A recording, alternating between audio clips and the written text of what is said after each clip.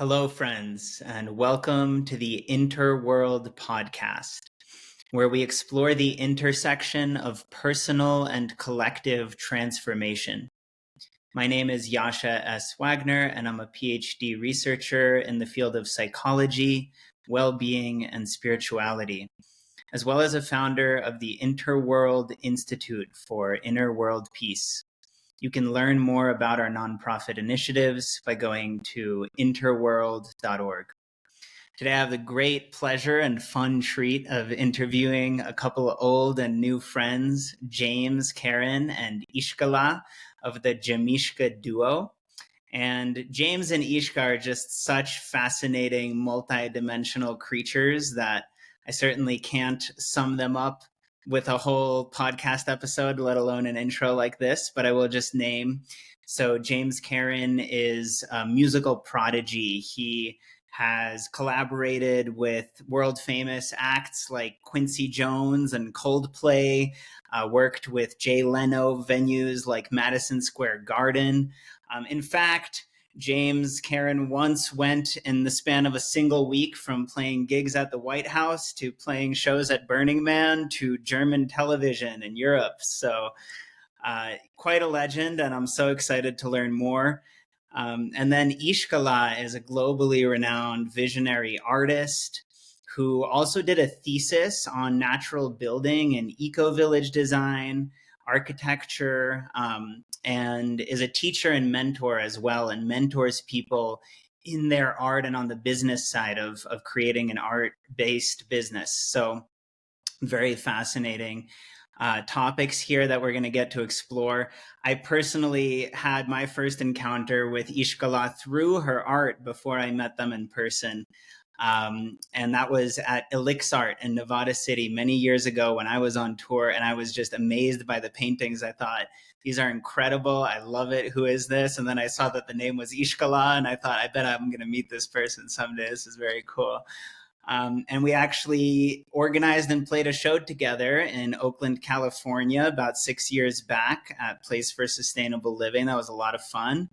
And we're about to go on tour together throughout Colorado and New Mexico. So JAMeeSHKA is coming to Unison Fest. Then we're going to go to multiple different stops and do a wellness retreat together here at our eco village at the Interworld land in Colorado. So without further ado, here's my conversation with James and Ishka Lha.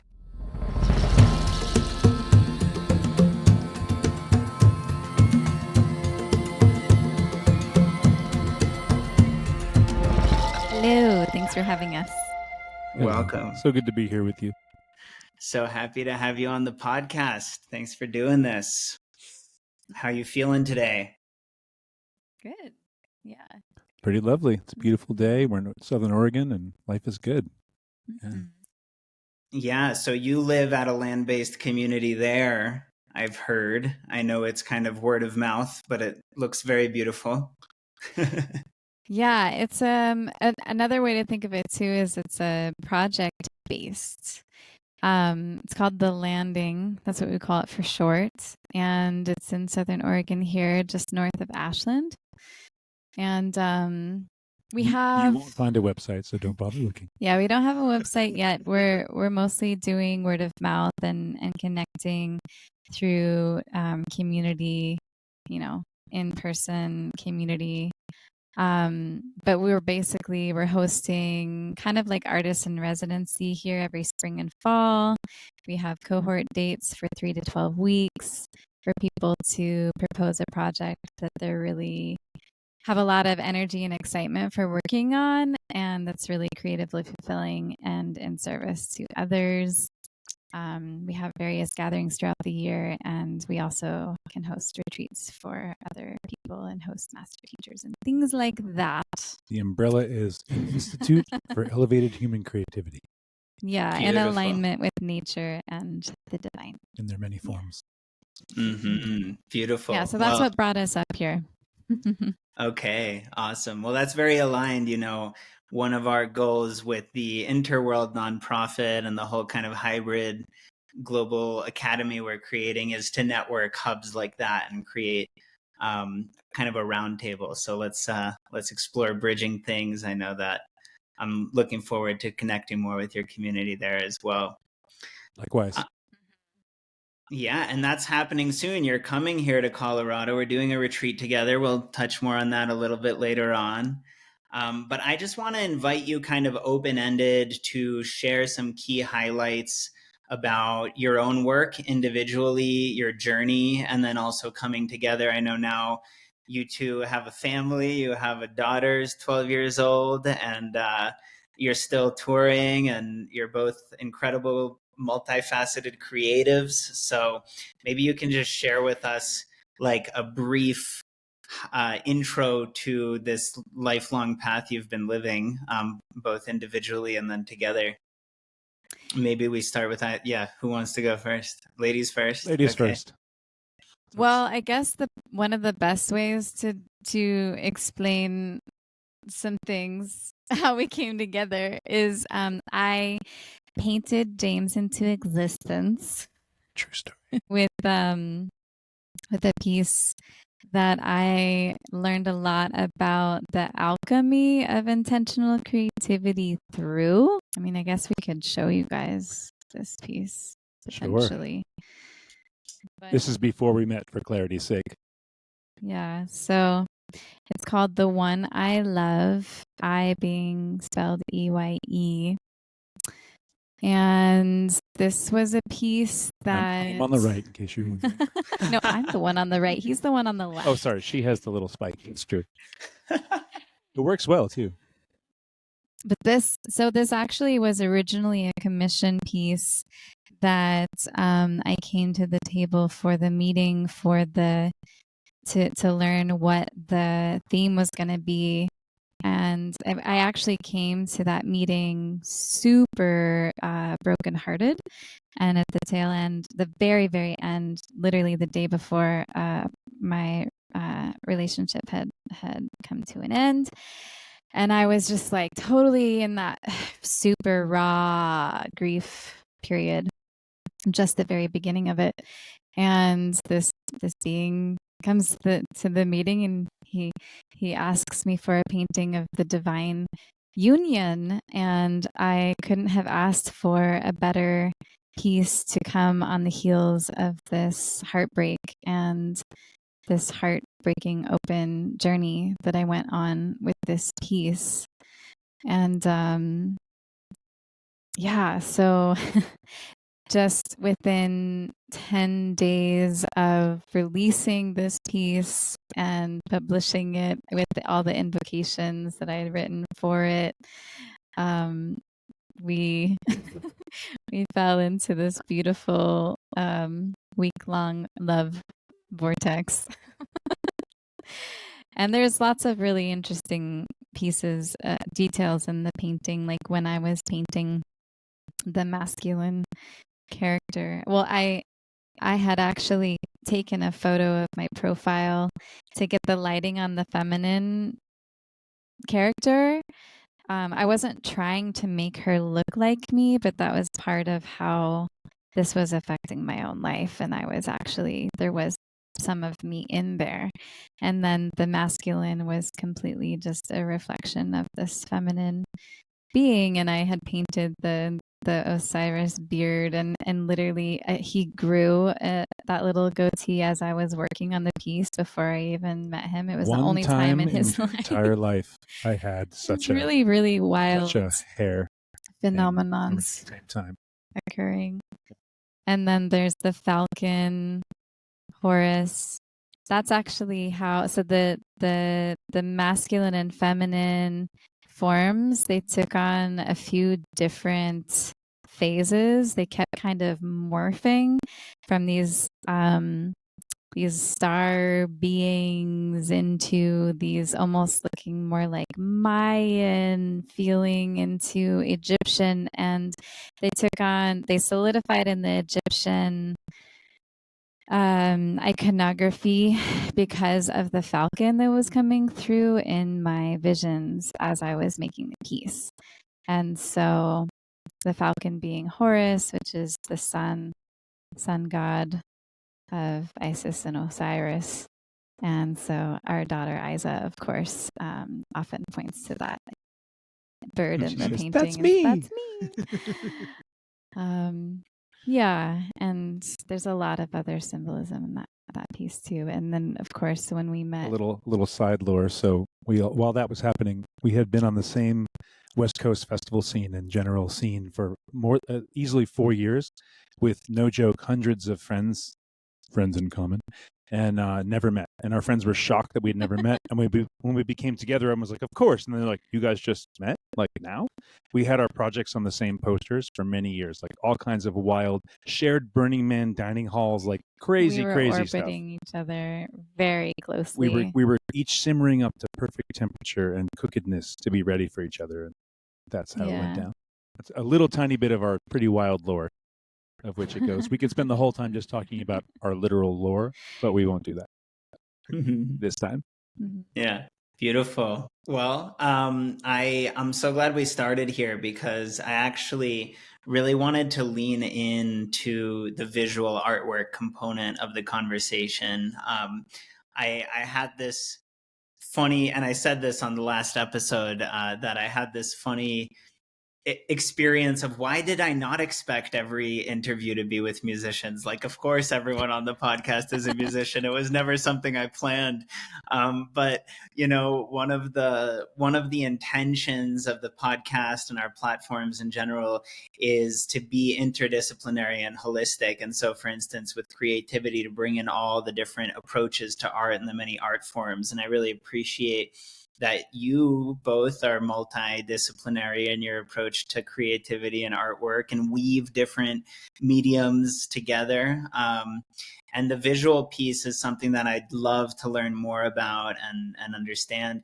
Maybe we start with that and then keep flowing, unless, James, if you want to introduce more of your own journey first, feel free to jump in with some backstory, and then we go back to the artwork. Works either way. I mean, part of it is that the other bit that's probably worth mentioning in this moment about our lore is that, so we became an us first, and we really figured out as people how to cross our worlds and to become a world in that way. And then over time, we started becoming a band, started becoming a musical duo. Ishka was already, of course, doing art forever and music as well, more on the side. And I was doing music since a small child. And so it's just worth noting that we consciously developed our relationship and our family first, and then basically over time, now we're even weaving further forward with our musical and the multimedia, multimodal parts of ourselves. And we also set that intention too, that we very much wanted to work together musically, but we really needed to You've seen behind the musics, right? Create a really strong foundation, because it can be really tricky to love together and work together, and to take that really seriously, and to have them all feed each other as opposed to vie for space. And that's something I think we've done a very good job of, to help them nourish each other, have all the pieces nourish each other. Yeah. Well, that's very inspiring. I think there's a lot about what y'all represent and share that seems like it can be a beacon for things that sometimes a lot of people dream about or envision or want. But then when you get there, it may be harder than it seemed to, for instance, be an artist and support yourself and raise kids, work together on your projects and your passions with your partner and so on. It's a whole lot of initiations right there. Especially if you rise quickly. That's what often happens. People like come together, do an artistic thing, rise quickly, and then have to figure out what to do along the way. And I've been part of some of those, and like mostly from the outside, supporting, luckily, not from the where we are part. So it's definitely a ride. Yeah. Totally. Well, let's just really lean into the visual art here for a bit and explore that theme, and then we'll keep spiraling here to the other topics and weaving them. So with the art, maybe we can bring that one back up, the one I love. Sure. I actually own a print of this. I think it's probably one of the images that stood out to me at Elixart all those years ago when I was still a college kid. And it's just so beautiful. And one of the things that you already mentioned is the falcon at the top holding the ankh. And the Egyptian iconography. There's the eye in the middle, which I guess is part of the play of the name. And then at the bottom, I see kind of like what reminds me of a holy grail with this nectar dripping, like a divine nectar coming from that eye, or something like this, almost like a teardrop or like an amrita. So you're just hearing some of my own interpretation. And then at the bottom, I see like a caduceus serpentine staff in the kind of stem of the grail that also seems to have a reference to a DNA helix. So I guess as a fellow student of archetypal and esoteric traditions, the whole vision here inspires me and brings up many questions, which I'll ask. But maybe I could just start with how, am I naming things that you meant to put there? Like, how do you interpret these different elements? Well, as an artist, it's always really fun to see where a lot of people who are looking at the art are meeting me in the same place in the garden of interpretation, because I have my own ideas and intentions and interpretations, and it's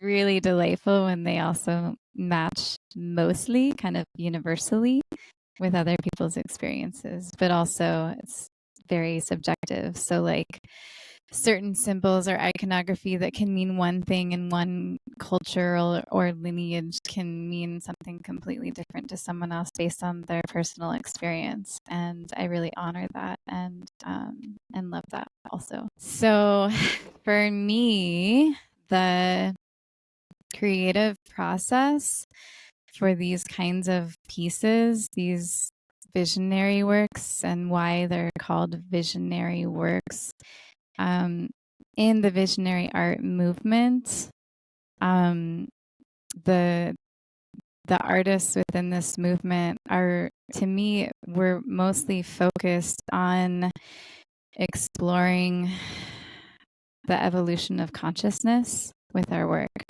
and finding ways that we can explore different realms and epiphanies and realizations through our work, and how we can inspire consciousness to evolve and to feel empowered, to create states of awe in our audience, so that in the way that I usually experience awe is when we're looking at something so beautiful, which can be a piece of art, it can be a beautiful sunrise, a little baby, just those moments when we're just like so enraptured by beauty that the mind naturally just becomes still.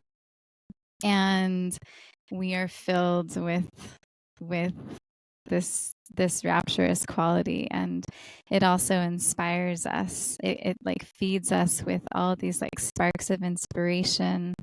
And I think also with that comes the spirit of altruism and wanting to also create beauty and create meaningful things in the world, and to create more of that feeling in the world.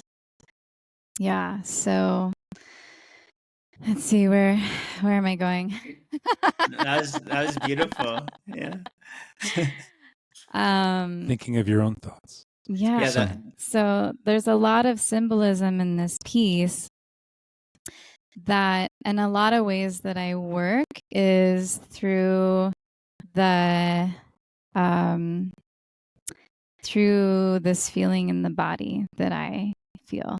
I will also see images and imagery through my third eye, and there's certain things that I can see, and but there's also just things that I'm sensing literally through the body, which is actually, it's like a clairsentience, which is the most common there's clairaudience, clairvoyant, clairsentience. It's the most common one, and I think it's also the most taken for granted in a way, because we're such feeling beings. And so it doesn't seem as special somehow. But I think that there's a feeling that I get in setting an intention for a piece that I want to create, which can be through a prayer or a certain theme I want to explore, that creates this this coherence in my heart with the painting, with the piece. And it actually becomes this very dynamic relationship between me and this other being, this other world that's very much alive, that I get to be nourished by and also nourish through this exchange that we're having, that feels very much like in the heart. And I don't always see things like in its entirety. A lot of people ask, like, wow, do you just get this whole vision kind of all at once? And it's actually, it kind of comes in a sequence for me. And I call it the ethereal waiting line. So these different, I can see or feel different elements that are coming in next. And then I just keep going with that. And then I see more pieces as I'm completing these other aspects. I can kind of relate to that even just with developing the architecture of an eco-village. It's like you built, today I was having that experience where we've built the yurt conversion. Now I'm in the yurt. I'm like, oh, this is awesome. But then I was almost resistant to it, because now that that's done, there was like this waiting line I didn't expect from the ethers of like, oh, now you got to paint this giant thing now that it's finished. I'm like, oh my God, when are we going to paint that? So just to clarify, really interesting. Well, because I think it also creates, like, you have to have a lot of faith in that process, because especially when you're composing or creating the design for an eco-village, it's like you can create different iterations, but then at a certain point, like once you've gotten to a certain point on the canvas, like you could just paint things out, but I typically haven't had to do that. Like they all just kind of come in, and then the composition creates itself, and there's a lot of like trust and faith in the process to do it that way. So just to clarify, the sixth sense that you were saying is the most common would be somatic or visual? Were you saying that it's the imagery or the felt sense in the body that you were saying? The felt sense. And that's my understanding of it. And that we take that for granted.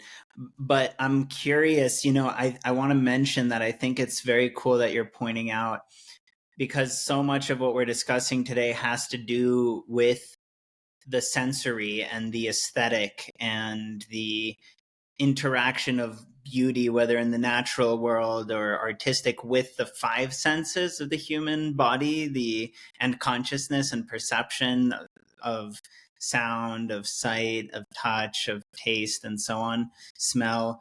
But that the sixth sense can be like a evolution, right? The evolution of consciousness. It's like an evolution, an upgrade, a refinement of those pre-existing five senses is the sixth sense. It becomes like a higher expression of each of those senses, just to then get into this more intuitive or psychic realm of our potential. So yeah, I just wanted to touch on that for a sec. And I want to ask you, so you've got these symbols. You kind of already answered what my next question was going to be, but you've got these symbols and icons woven into your artwork. And you also have a lot of technical skill, clearly. So there's like classical technical skill of like making the face in the one we were just looking at seem realistic and appealing and so on, and proportional and so on. So I wanted to ask about the technical piece, and also, so where that comes from, how you develop that, any suggestions you have for artists that are less experienced. We have a Cosmo visitor. We have a fourth family member that's worth noting. What's their name? This is Cosmo. This is Cosmo. He's our little boy. Is he coming on tour with us next month? He is. Oh, good. Wow, Cosmo. Sometimes in the tour vehicle, sometimes also outside the tour vehicle, depending on where we are. Yeah, great. So does this make sense? Yeah, let's start with the technical. So I think that it's worth talking about the artist wound, I guess you could say. Because so many people have that weird stigma about, oh, I'm not an artist or I'm not creative. And I can't believe that we're still, there's so many, that's still part of our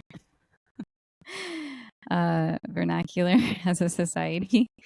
But because there's so many ways that we can be creative. The creative energy and creative force and life force works through us on so many different kinds of levels. And there are ways that for whatever reason, through our DNA and through all kinds of different circumstances, that some people find it easier to use their creative energy in this way rather than this way.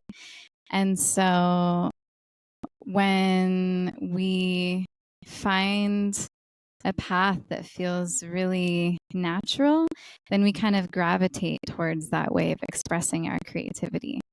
And so through art or music, which is like the traditional, creative path or whatever, there's ways like I naturally gravitated toward drawing all the time when I was a kid. And I think most kids do. They're just always wanting to make art, and it's just like part of our natural experience. And then there's other parts, I think, of ourselves that we start to explore more also. And also because of who we're raised by, that those things may be nurtured more or not. And I think that basically, like, the message that I really love to share is that making art and painting or whatever the medium is a skill that anyone can learn and anyone can actually develop and get really good at if they put enough energy and attention and practice into it.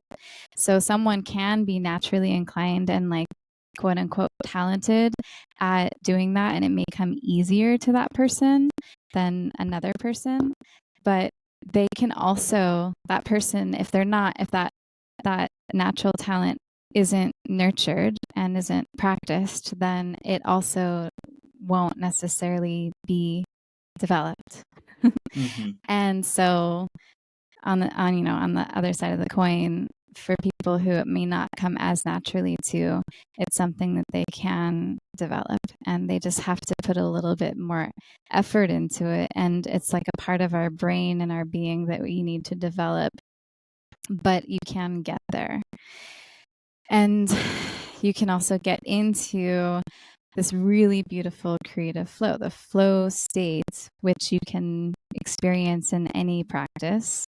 In sports, they talk about it a lot too, where because you're, no matter what level of naturalness you feel with a certain skill, that you get to, there's different elements that you need to bring to the table. There's kindness.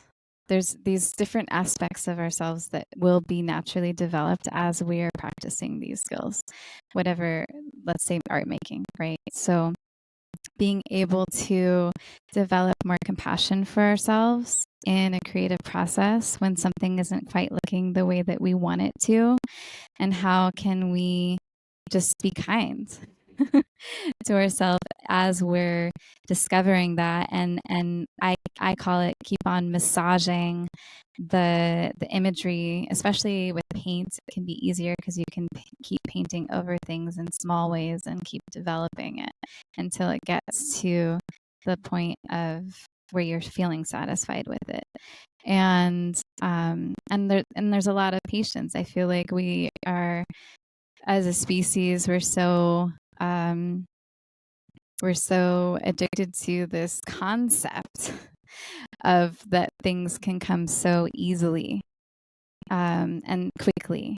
But actually behind, if you see a finished work, you don't get to see all the messy stages and things that happened from the very beginning of making that piece into, the piece on the wall.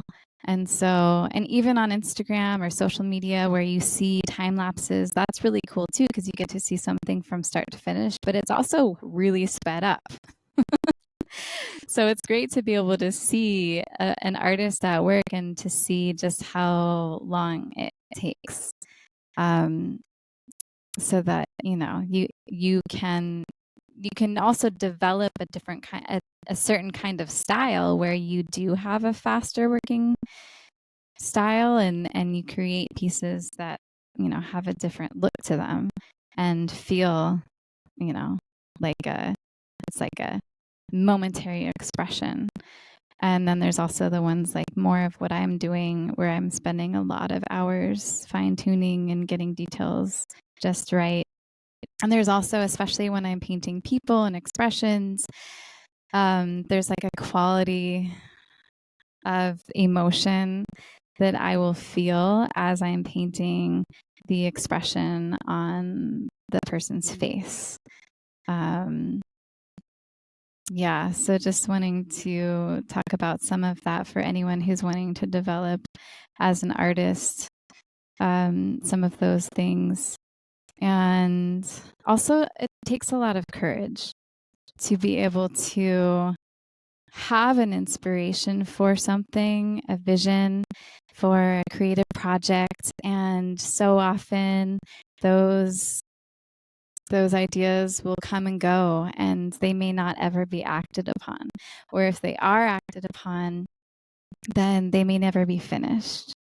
And so it takes a lot of courage and trust to be able to act on it and see where it goes and take it to fruition. And so, and that also goes with the creative process. Like a lot of beginner artists will maybe not, when they're drawing, they may do everything at like a kind of an even value, and they won't necessarily get into lots of like the full spectrum of contrast that you can get with light and shadow when they're first starting out, because they're just learning how to like get forms and how to shade things in, and then to really like get in there with some of that contrast, I feel like is related to some of the courage aspect. And yeah, so the thing about flow state that I wanted to touch more on is that you're getting to a level of focus and concentration in your creative process that completely takes all of you, so that it's like it's challenging you in every which way, just enough to where you get into this flow state that is like all encompassing, and it like takes you for a ride. And like if you're not quite reaching enough, then you don't necessarily fall into it. Yeah, so kind of like riding a wave, like surfing. I bet you could probably, do you want to talk on that a bit? Touch on flow state? Well, I was in the flow state of listening to my partner speak. But I would say one of the things I love about that concept, and I do sure love it, is it's really can be applied to anything. I think that's one of the most fun things. I've seen some amazing documentaries and films about, cross-studying like epic classic musicians and sports heroes and everything, and everybody's kind of seeking the same thing, that flow state. And it seems like that really is one of the best places to create from. I think we're kind of pulling from the void when we hit that state, from the ultimate potential that can be from nothingness, to have that, to find that place, find ways to hold it and nurture it, and to feed it and be fed by it. Yeah. Yeah, really going into that place of mystery. I think that there's so much that can be found in that. It's it's a really rich place. Mm-hmm. And I feel like that's where some of the best art comes from. And it can be scary. It's just the unknown. And a lot of, we like the known. We want to know.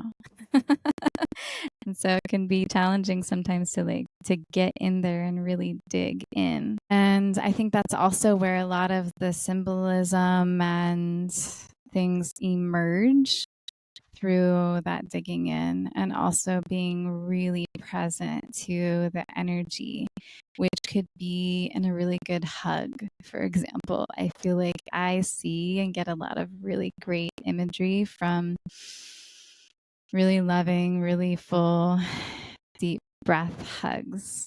A lot of that Caduceus energy, actually. I see that a lot in six-pointed stars and wings and the DNA weaving. I feel that and I see that in those kinds of exchanges. And I think that's also what's happening with the paintings. So there's some things that I might not even fully understand when I start to paint them, but I see them and I feel them and they're coming through for a piece. And so I just have to paint them so that I can feel them and understand them more and just explore what that is.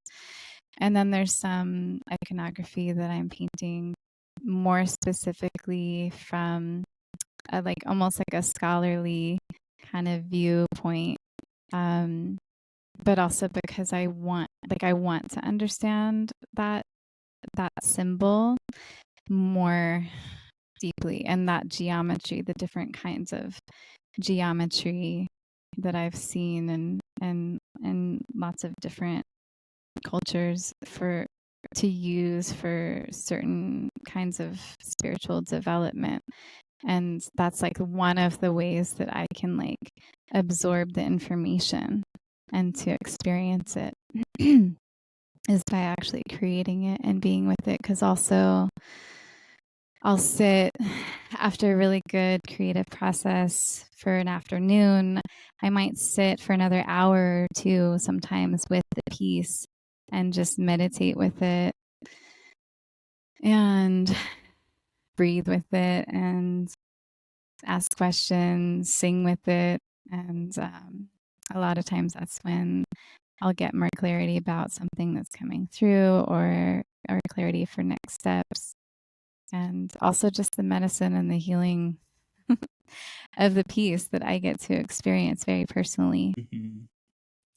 Yeah, it sounds like there's a meditative absorption that happens with the creative process of creating artwork, but there's also another type of flow state or absorption or meditation with viewing the art and taking it in rather than just creating it, whether that's your own or I'm guessing other artwork as well. I'm actually very curious the experience of artists of your caliber when they view each other's artwork or other people's pieces and how they experience them and so on. Yeah, well, I remember before I started painting and I was going to different festivals and events and I was seeing other artists' work.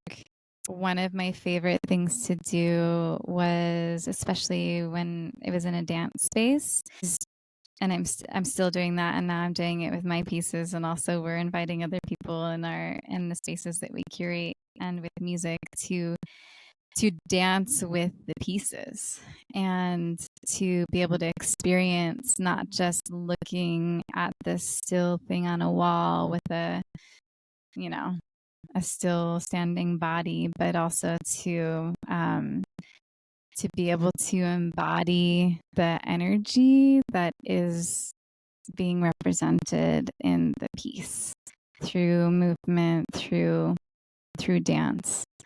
And especially with different archetypes and deities that I've seen in other people's works earlier on and also with mine, I feel like that opens up another level of actual embodiment of the energy.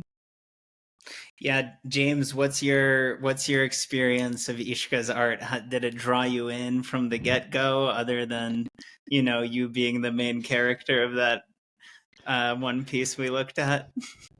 I would say that all considered, I had the blessing of not experiencing it first. So I got to experience the being first, being to being. I mean, we actually met.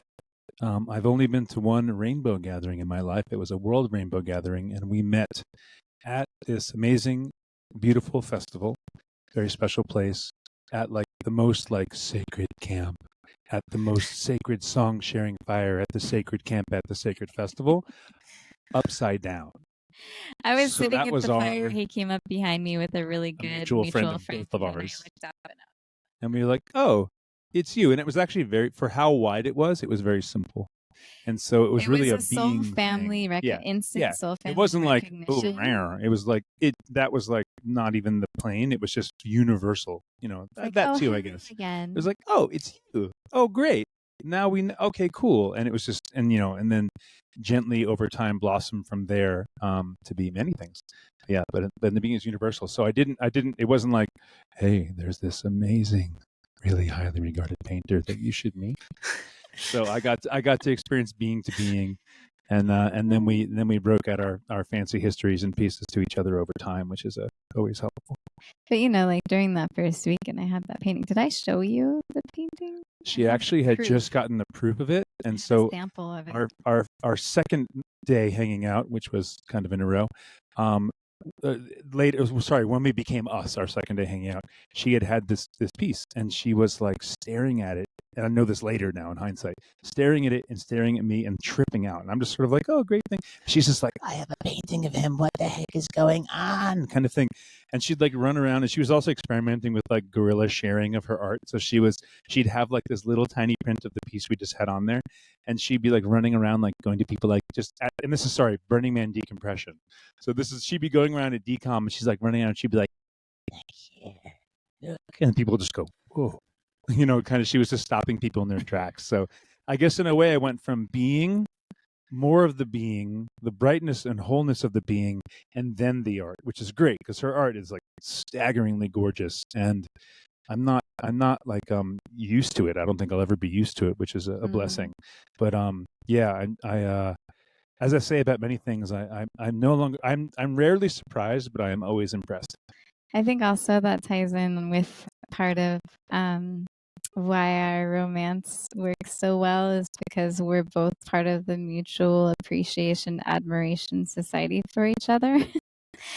And I think not only appreciation, but admiration. Like we're both like often very like wowed by each other. It's and nice. The things that we can do and how we express. And I think that that's a really beautiful aspect of our partnership. Concurred. And there's also low points too, where we are too detail-oriented, very detail-oriented, as you'll see if anyone who looks into either and both of our arts separately and together, detail-oriented people with opinions. And so the way we usually describe that process is... We have Aries moons. Which means we can just like start over, level the playing field, no worries. And we're both, she's Scorpio sun sign, I'm Scorpio rising, Capricorn sun sign, Aquarius rising, etc. So what we usually say is that if we're doing any kind of creative project, and it could be like a masterwork of multimedia proportion, or literally the piece of tape that's on our main analog soundboard for our music setup, we spent like symbols days debating on the symbols that no one understands except us, little hieroglyphs, for what they would be. Like, not just like, we had a huge debate about that. But where we go with all this, the way we usually describe it is that any process, any creative process we're in, once both of us, through all the processes we need, whatever from graceful to exciting processes we need, when we are done and we're both nodding our heads, now we really have something. And that's the part that keeps us through the process, is knowing that we always get there eventually. Especially like when we're collaborating, because there's also lots of things that we're both doing, helping filter each other for our own work, for our own individual expression, which is also really healthy. We pass the ball back and forth. Like how we just agree to disagree, because this is my path too, and that's your path, is my path. And we each have a little bit of veto power, like in a reasonable way. So like, For example, she is generally speaking, for obvious reasons, the art department. I am generally the music department, but we both have experience in very much in both realms. So we've both been professional music and art in other ways also. But like, it's nice to have someone who has a more veto power in a category. So that way I can relax a bit about like the font on a flyer. Like, I may have opinions, but I don't really care. And if she has a thing, then we're going to run with that. And on the music side, it can be somewhat the same. But again, it depends on the topic and what we're doing. But it's nice to have things that we're totally like, mano y mano, and some things that are like, cool. Well, if a decision needs to be made, we know who has kind of like the at least, if we need to choose, this person goes, and then we move on. Like video, for example, is something we both love, and neither one of us has that title, which is cool because in film we meet equally in that sense. Yeah, so you're both department heads in the JAMeeSHKA University. Yes. Okay. Yes, sir. But Art still school. a voice either way. But it's good to have department. It's good to have some hierarchy in different situations. Yeah. Your laptop is not getting power for some reason. I apologize. Tech department worked on it, and now I'm back, and it's still giving us stuff. That's nice. You can hey, we're back. Yeah. So if there are more images that you want to talk over, because my laptop is, I don't know. Let's do it soon.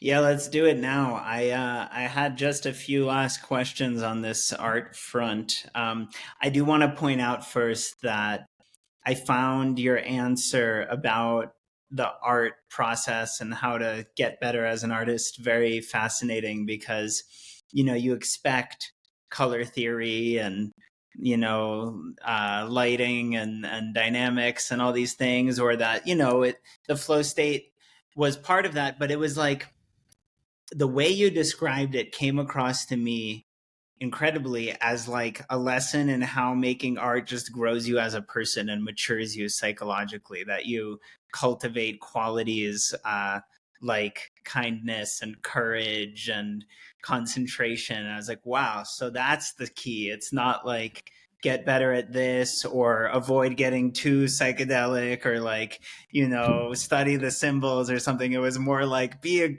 keep growing as a person and just like really develop your inner, it's like this inner technology so I love that. And it really represents how you're not just talking or preaching this idea of consciousness evolution as like a buzzword. You're literally describing automatically. When I ask how do you make the art, you're like describing evolving as a being internally.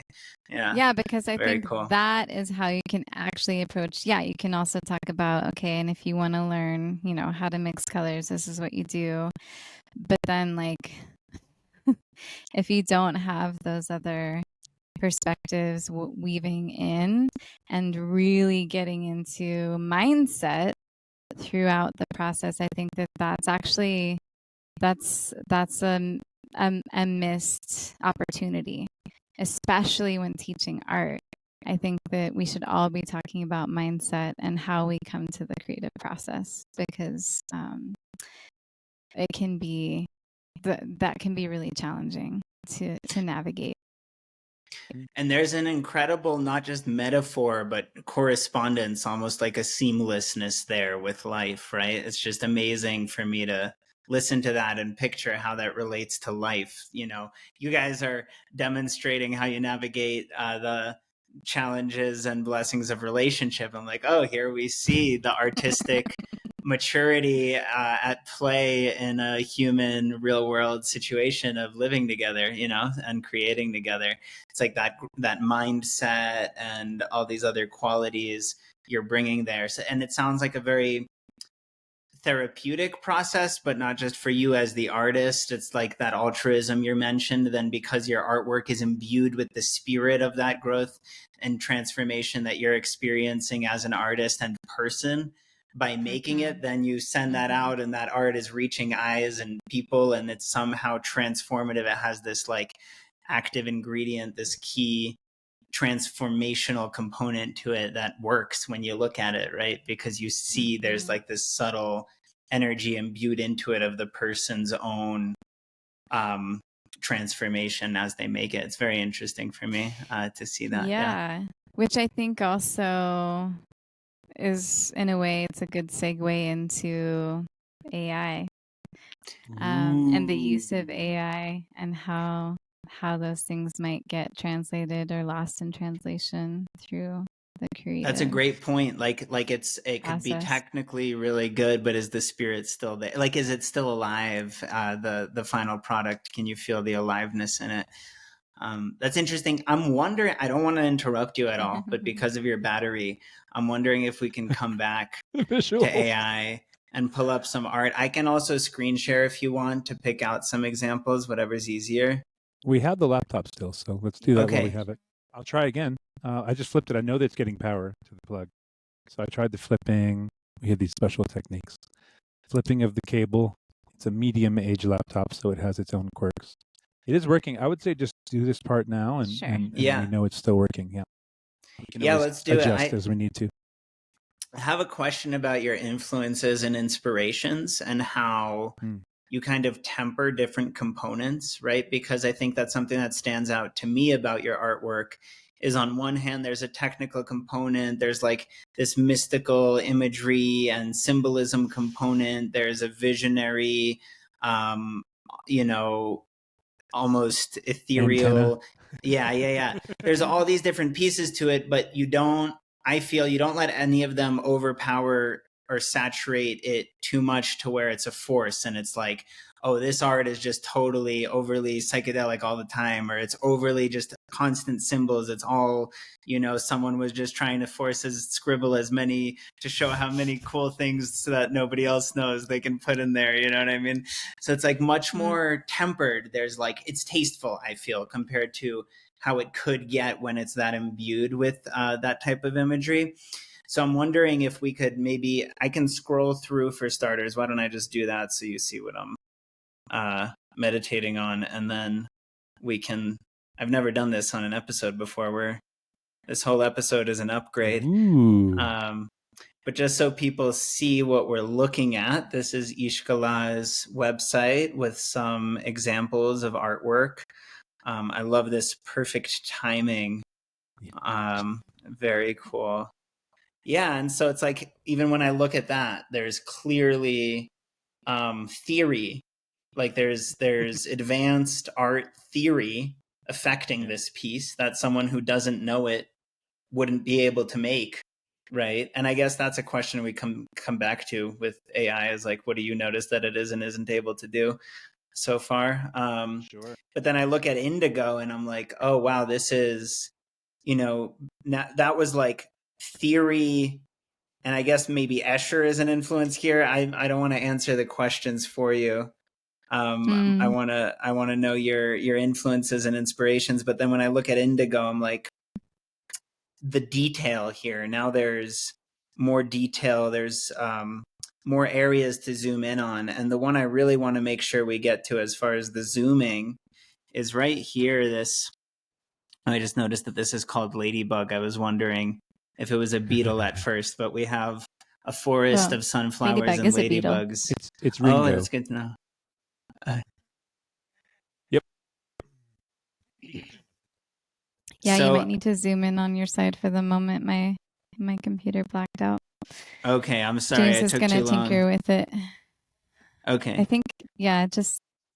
We'll use mine for now. So yeah, if you want to go ahead and... Yeah, so essentially my question is, how do you let these different influences, and what are they, the influences and inspirations? I see nature.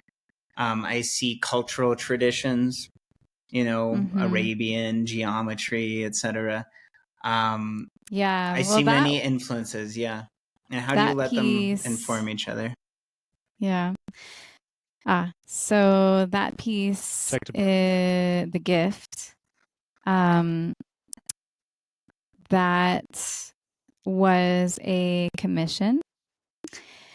And with the commission work that I do, whoever I'm working with, we always have this conversation of wanting to... Sometimes someone will come to the table with something in mind, and sometimes they don't know at all what but they just feel like something needs to be birthed and they really want to collaborate. And so there's different processes that we'll go through to discover what the painting is that wants to come through.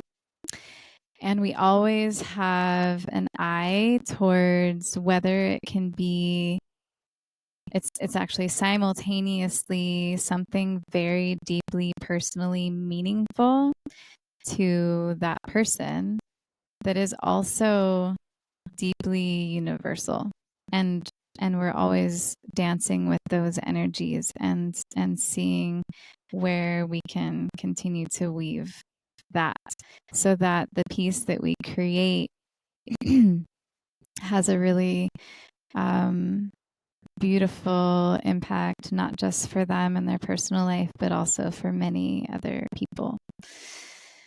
And so for this one, I'll actually have my computer, so Okay, I'll stop the screen share and pass it to you. yeah.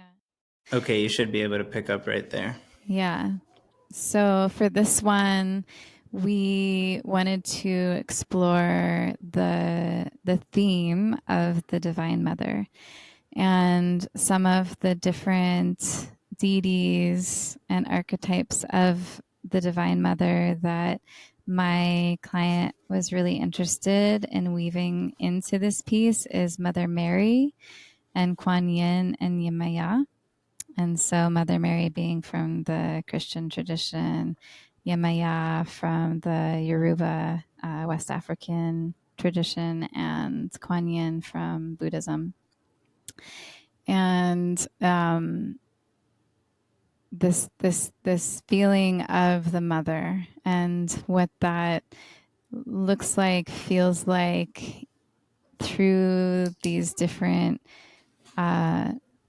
lineages, but really like they're all perceived and part of our collective consciousness, that we all as human beings, no matter where we're from, what language we speak, any of these differentiations that we think we have, that we all understand mother. So with this piece, we have, there's this feeling and this knowing of the mother, and we say Divine Mother, and my experience of Divine Mother is it's like another lens to see mother, because not everyone has had a really loving experience of their own mother, so there might be a disconnect there. But there is this feeling that I think that everyone can tap into of the qualities of a mother, even if it's the kind of mother that you never maybe had or have had. But there's this quality of being nurtured, of being birthed, of being held, of being loved, and feeling this unconditional love, like that no matter what you do, what you say, any of that you're always held and that you're always loved. And there's that quality that we can feel from the universe, from the earth, from our own mother, in different relationships. Everyone can embody the energy of the Divine Mother if you're wanting to work with that energy more in your own life, including with different traditions and different deities that different traditions have, honored and explored this energy to cultivate and focus on. And so that's what we were working with in this painting. And personally, for the person who was commissioning this, she's very passionate about working with children. Her PhD work and all the work she's done up until this point has all been focused on early childhood education and development, and also creating programs in schools for really giving teachers more tools to communicate with children from all walks of life. And yeah, and then she was also calling in family. So there's this prayer for family, and of course the mother, the divine mother, Kuan Yin and Mother Mary and Yamaya. They're all these different energies that people have worked with in different traditions to help them conceive, to have a safe and wonderful childbirth experience, to also just to birth creative projects. And so there's a lot of different ways that people have related to this painting. And we also wanted to create this feeling of exuberant joy, and her smile and her expression, and this offering that she's making. And there's this crystal heart, and with Mother Mary in the traditional iconography, you usually can see Mother Mary with her heart literally outside of her chest. Also with Jesus too, you'll see that a lot. And a lot of times with Mary's heart, she'll have the 7 swords of sorrow kind of piercing the heart. And it represents these different moments in her life where she felt like her son's life was in danger. And those kinds of things that, a mother might struggle with their own children, and worrying about their children, and that sort of thing. But also through this experience of painting it, I was like, gosh, well, I was just feeling really guided to how can we heal the sorrow of those experiences of that, the 7 sorrows. And so some of the iconography will shift because of this other guidance that I'm receiving. And so I went to Yosemite, went for this beautiful backpacking trip, and saw these beautiful orange columbine flowers. And often Mother Mary and Yamaya will be associated with white flowers and white lilies and white roses. And so I was like really vibing with these orange columbine flowers in the mountains, and Spirit was saying, these are going to be in the painting. These have to be in the painting. And my mind was like, well, this doesn't make sense because these are orange and that's not the color of Mother Mary. And so I went home and I started researching the columbine flower and realized that there's many different colors of the columbine, and there's also white ones. And then I got deeper into it, and I looked up I found this site about the flower essences for white columbine flowers, and lo and behold, they are all about healing grief and sorrow. And so immediately I was like, okay, well, that's why they're coming through. And so there's 7 white columbine flowers. There's also one on the very right, which is a bud just about to bloom, coming out of all of the arteries of the heart. And there's a lot of other symbolism in there that I could, get into, that has a lot of like really beautiful synchronicities in the way that they come through. And how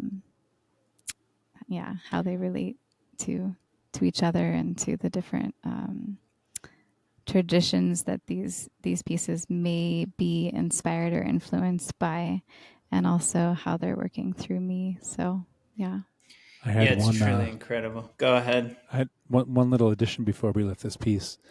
I'm glad that Ishka was using the word iconography in this process, because I have also the pleasure of having, not all, but I've seen most of Ishka's pieces, many of Ishka's main body of work come to life, brush by brush, which is incredible. Highly recommend it if you have a chance. But I wanted to just mention, when I think of this particular piece, I think of the word iconic, and not just in like iconic is an amazing grand thing, which I think I would say about all of her art, honestly, and most of our friends' art. But I like the word iconic with this piece, because while she was painting this piece, and I may say incorrect things, and she will. Oh, that's her daughter, by the way, on the left. Wait, right there on the left. That's She's her. Making a little. She made a the cut. daisy chain. She's concentrating. When I think of the word iconic, while she was painting this piece, I learned about, and again, I may say it incorrectly, but the actual, like, where that word comes from, at least in modern art history, the icons, I guess, it's the iconic. It's an Italian, a section of Italian paintings that are like these icons that are like, it's like, religious figures and different spiritual people, and it has a very specific quality to it. And I found like whatever level of consciousness it was or wasn't happening for her, I felt like, because I learned about it probably from her while this was happening. She was studying some of the classic works of it. And is it the icons? What would they be called? You know what I'm talking about? It's like the Italian, it's like one of the classic sections of art. And I mention all this because I think that the main figure, the face of the main figure in this piece, has the flavor. Like, it isn't many. She's amazing at doing realistic things, as you can see from the other sections, and the face is realistic, and there is a human who sat for it. But I also feel like that she achieved something else with this face and this way that, to me, like, calls in those icons, like that Italian, hundreds of years ago, getting those literal magical faces, and they're kind of, they have almost like a, like not a it's like iconography, like it makes them almost like a symbol rather than like a human figure in a face. And I feel like with the face in this piece that she achieved that, and it was fun to learn about these classics and to see how she had at least semi-intentionally applied that to this piece. It was just kind of a nice part of the journey I thought I would toss in. Yeah. Yeah, incredible. I love it. I love hearing that there's a particular intention or seed coming from, for instance, somebody's prayer that's charging the piece from start to finish. But then the way you described vividly the natural influences, which I think translate to many of your pieces, different plants and so on, it's like so personal. And that's what I really heard from your share, was that, of course, there's all these traditions and there's all this symbolism. There's Mother Mary there, and I see the Hamsa and the roses, and there's all these different components. But it's like, what I heard you really describe is that it's something that's very personal and very universal when you get to like the real archetypal charge itself at the core of what you're putting into the painting. And it almost sounds like that's what keeps it on point, is that you reach like that archetypal root, the archetype itself, the energy that charges that pattern in many different cultures and perhaps even in nature itself. Yeah, hugely inspired by nature, and that's where a lot of inspiration comes in for me. Big fan. And also, I've been very much inspired by and guided by finding the parallels and those underlying threads between all the different traditions, especially the spiritual traditions, and how, like, where do they really overlap, and finding those fundamental frequencies that help us to feel feelings of unity, tranquility, magic, feelings of magic, like real magic in our lives, and touching that on a every day, and surrendering to that, and working with that, and being able to tap into it in a way that we can actually be part of the creative force that's created us and moving us and interacting that way. Yeah, that's and actually, also yeah, go ahead. Well, just also the Islamic, pattern in here. It's considered to be Islamic design, or that's what they've embraced, right? Is these patternings. And I first saw this in this incredible, the Wooden Book Publishing, the Quadrivium. There's all these different collections of books that they've published in different formats. And I first saw this, and it was just like mind blowing. And the way that it was shown too is like all the geometry and kind of like deconstructing as it went down the page. And I was like, oh my gosh, this is literally the creation of the universe. I'm looking at the creation of the universe in this drawing. And I could not get it out of my being. And so it merged with this painting. It just called as like, I'm going to be in this painting. And this is also another facet of the Divine Mother, of the vital creative force of the universe in a visual form. and how to actually make that geometry was a whole journey in and of itself. Oh yeah. To be able to actually try to reverse engineer it, and it's actually so many different layers of overlapping geometries to be able to get to the final geometry that I actually couldn't figure it out. And so I put a call out to my Facebook community. So It's much like, I fun. need help. How do I make this? And two All the master shape geeks come out. We got you. geometers swooped in, and one of them did like a diagram step by step on how to make it. I was like, you're freaking mate. And the two main ones did it differently, right? I loved that. It was like they had two ways of reaching it that gave us slightly different actually results. No, that was organic. the Sri was that the Sri Yantra? Okay.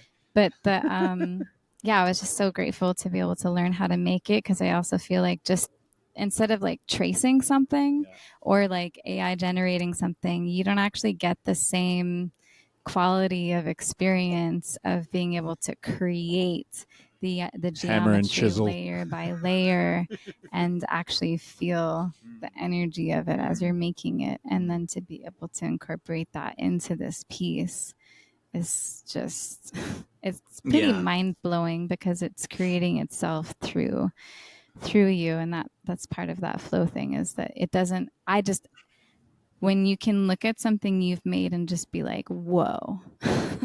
I don't even know how I did that, but it's through this act of surrender. It's like to get to that to get to that place where you know that it really it's done. And a bit of bridging topics that we haven't even gotten to yet, but just in the whole creative process, there's a lot. It's easy to declare a right and wrong in the creative process, and we could do that all day long, and we all do sometimes, and that's fine. But I think the thing that strikes me the most is through all these things, all these through lines, whether it's analog versus digital versus AI versus whatever, is that all of these things will produce a different result. And that's okay. And I think we lose that sometimes. It's like, yes, you can have this part do this part for you. You can have this over here that gets, homogenized or done in a certain way. And each one is going to give you a different result. And so we have these different things in our worlds and in our creative processes that give us different arrival points. And again, music for me, it's I work digital, I work analog, I do all kinds of back and forth between the two. I think there's beauty in all of it, but they get different results. They take us on a different journey. Definitely. Yeah, amazing. I think I just have so much fun talking to y'all that I think this will probably somehow end up being a slightly longer form episode than usual, and we can do more than one over the months. Sure.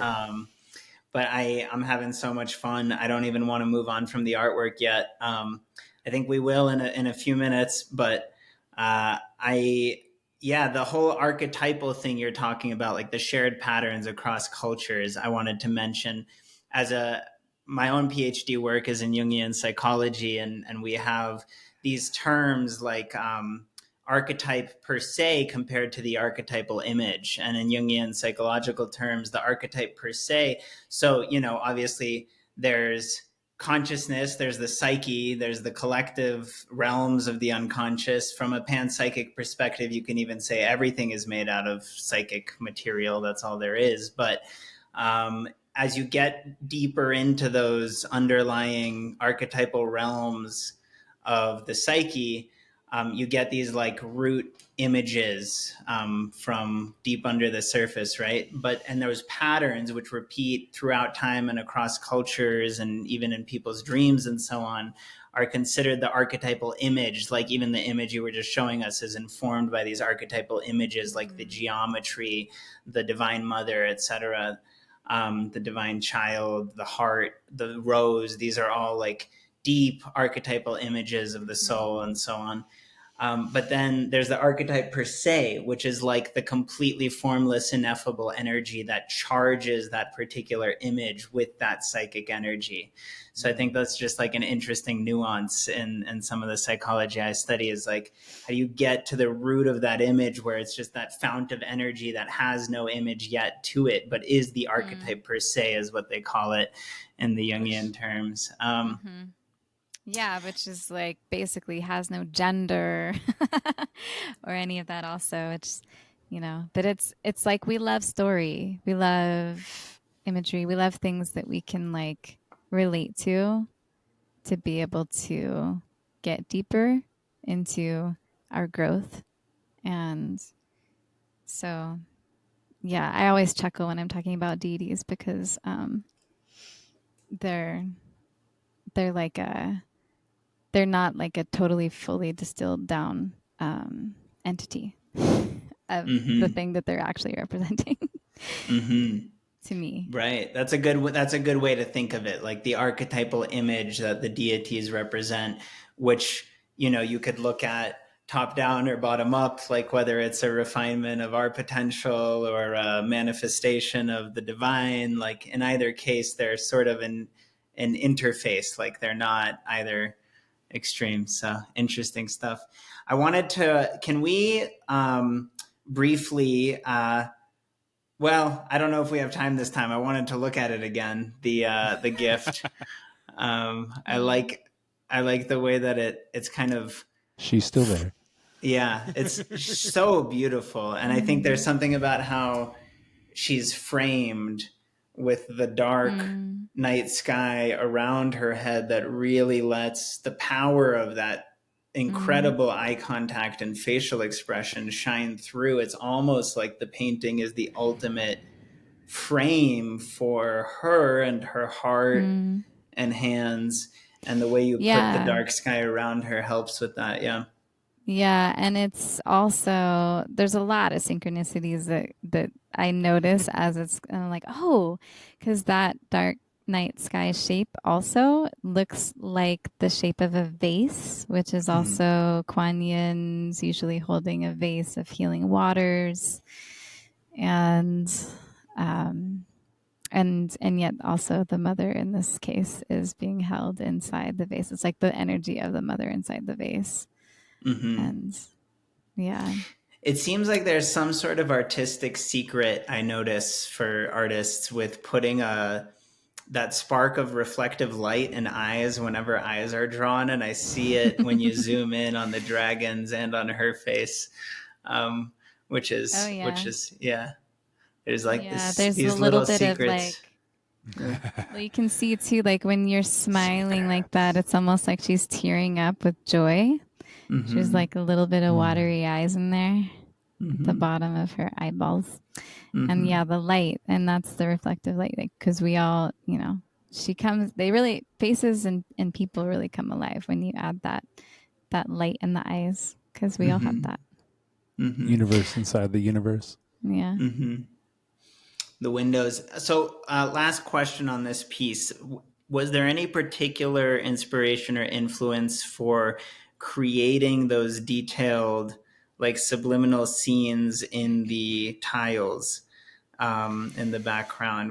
Where did that come from? Because it's really cool. I've only, I think, ever seen it once elsewhere, but I'm sure it's more common than I think. It was representing for in my process, just like all of the children, to represent all these different children at different ages, different genders, different walks of life, different cultures, colors of skin, and also there's a grandmother, there's mothers in there too with the kids, to just see them in their joy and maybe reflective nature, and also in prayer, making a wish,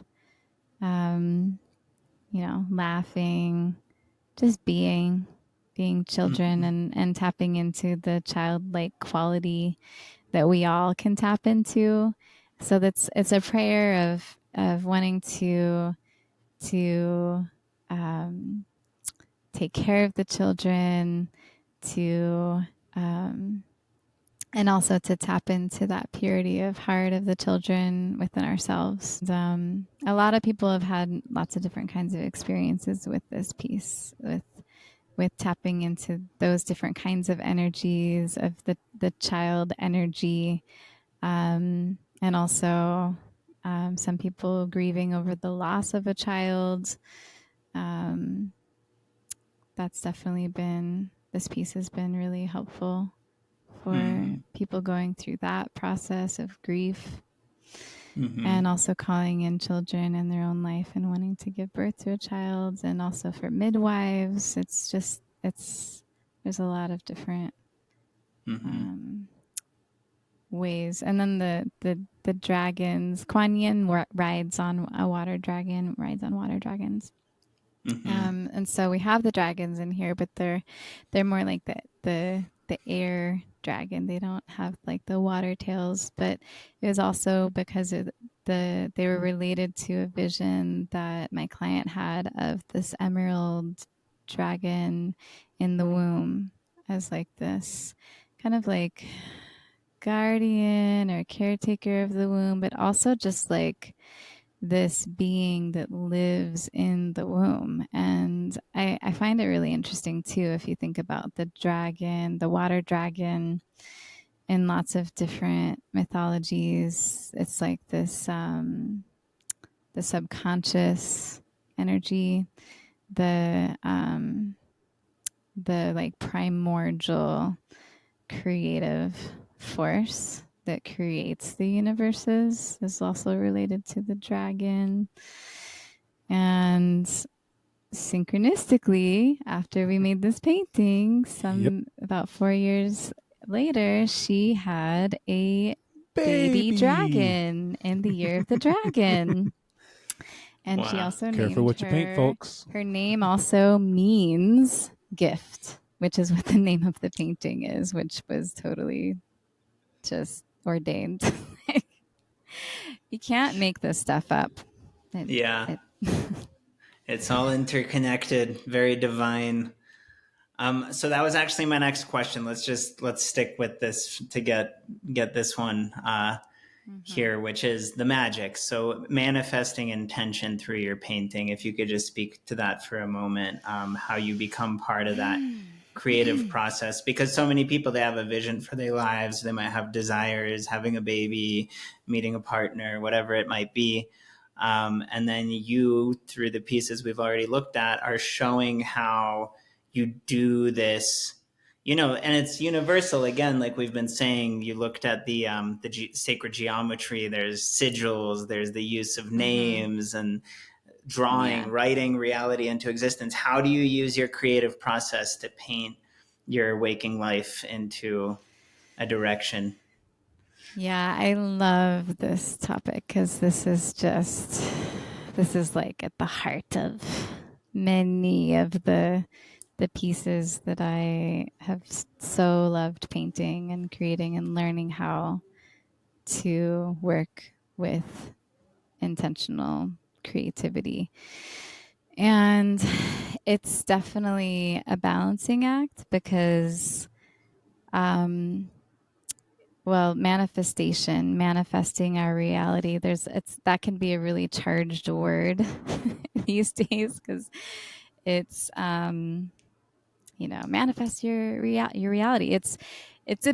It's almost kind of cliche in some circles or to some people, but like any really deep spiritual concept can almost feel cliche if you don't actually connect with it on a personal level and actually understand the meaning behind it. And so I don't want to ever become flippant about it, and I don't want to use it in a way that might be perceived as just some I don't know, just some part of our how do I put it? People sometimes might think it's woo or coming from privilege, but like yeah. And so like how do we tap into the energy of God or creator or spirit or whatever you might call that energy of creation, like where we came from, how all of this universe came to be, and how do we come into co-creation with that? Because it is a co-creation we can't just create exactly what we want all the time because that's not really how the world works. But we can set our compass toward this North Star, and all along the way in our journey towards that place, whatever it is, to finish a project, to manifest some aspect of reality, we're going to come across a lot of really cool stuff that will help shape the reality that we still have, as long as we hold the intention for what we are creating, that it's not about the destination, about the journey. That whole thing is very much a part of what's happening. And so there's a lot of an aspect of surrender. It's the way that I've been describing touching magic and feeling magic and creating magic and working with magic is actually a great way to think of it is why we use prayer, why we do that, why we decide to surrender to this. It's an aspect of surrender to the magic of the universe, because we don't have full control of what's happening. So there's a lot of this, okay, like this is what I'm trying to create, and whether you're in a really good flow with it, or you're at this really challenging juncture in whatever aspect of life you're in, that's when you need to just surrender more and be like, God, universe, just, show me what I need to do next. Just show me the way. Please allow me to just get out of my own way and become translucent enough to allow for your magic to work through me. And there's a lot of goodness that comes through that act of surrender. And so through creating pieces that are focused on a specific prayer or theme, we're able to, if we have that piece in our space, that is acting as a daily affirmation of the reality that we are in co-creation with. There's, everyone that we surround ourselves with and that we're interacting with and who we choose to be in collaboration with, we're all influencing each other, and everything visually, because our mind, 80% of our processing is all about what we're seeing, that we should hopefully be surrounding ourselves by art and other things that are inspiring us, and also, what we focus on, what is it? What we focus on becomes, is our reality. It's what we believe is true or not true. Which wolf we feed, for example, in another tradition. Or if you think you're, what is it? What's that expression? What you believe you perceive. Yeah. It could be also, whether you think you, this is kind of a little abstract, but whether you think you can or you think you can't, you're right. Yes. Yeah, there's definitely. And other versions of that. That's the one I'm thinking of is there's a lot of belief involved and faith, I think.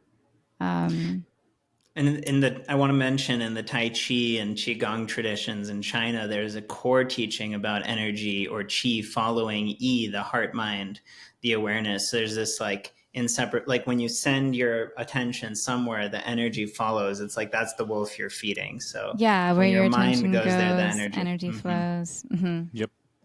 Indeed. Yeah. And so I think, with the painting The Gift, it's another example of of being able to, okay, well, let's put our prayers into this painting, being able to affect your life and possibly as a talisman for other people who want to call in family, to be able to work with this energy and see what might be able to come from that. If we're focused on other things, then it's not as likely that outcome will manifest. So as much energy and attention and time that I'm spending on a particular piece, I'm also having really profound experiences that are very directly related to the energies in those paintings. And then I can also call on them, because once they're complete, then I'm also working on other things and my focus is maybe elsewhere. But I can always come to these different paintings in times of need or celebration or integration to work with them anytime. Mm-hmm. And luckily with pieces this dense, they mean different things at different times to others and also to us, which is very fun. Yeah, and very useful. One person's relationship to the same piece can change and evolve over time too, including the one who painted it, which is like having a relationship with any other being. Yep. That it's multifaceted and it's not static. Yeah, you're reminding me, I've had an experience like that when I was in high school. I used to draw and sketch all the time. And I once sketched an egg, a picture of an egg with this geometry in it, and I called it Amma with two M's, A-M-M-A. And I had no idea, had never heard of this. And maybe it was hanging on my wall. Like a year later, I was reading about the Dogon of Africa and how the whole universe comes from an egg named Amma. Which was just like mind blowing. Yeah, but it's cool because you're like refining your attention to a focus point and amplifying that. But then your paintings also help us see more, like expand our attention to see more of what's there, because we're just perceiving a fraction and you're showing us like the unseen part of it. I'm curious. Which is also, well, it also, like, with the paintings, I love to write, and I'm creating invocations that people can read with the pieces. And then James and I are creating music pieces together that are inspired by and for the, along the same theme as these works. In both directions, which is very fun. So it becomes this, multimedia, multi-sensory experience of the same theme, the same prayer, but it just keeps on expanding upon itself. And that's another beautiful way that we get to experience spirit through the music. Can I ask you to pull up one last image to close this art gallery? The one with the Garuda and the Nagas and the moment of truth.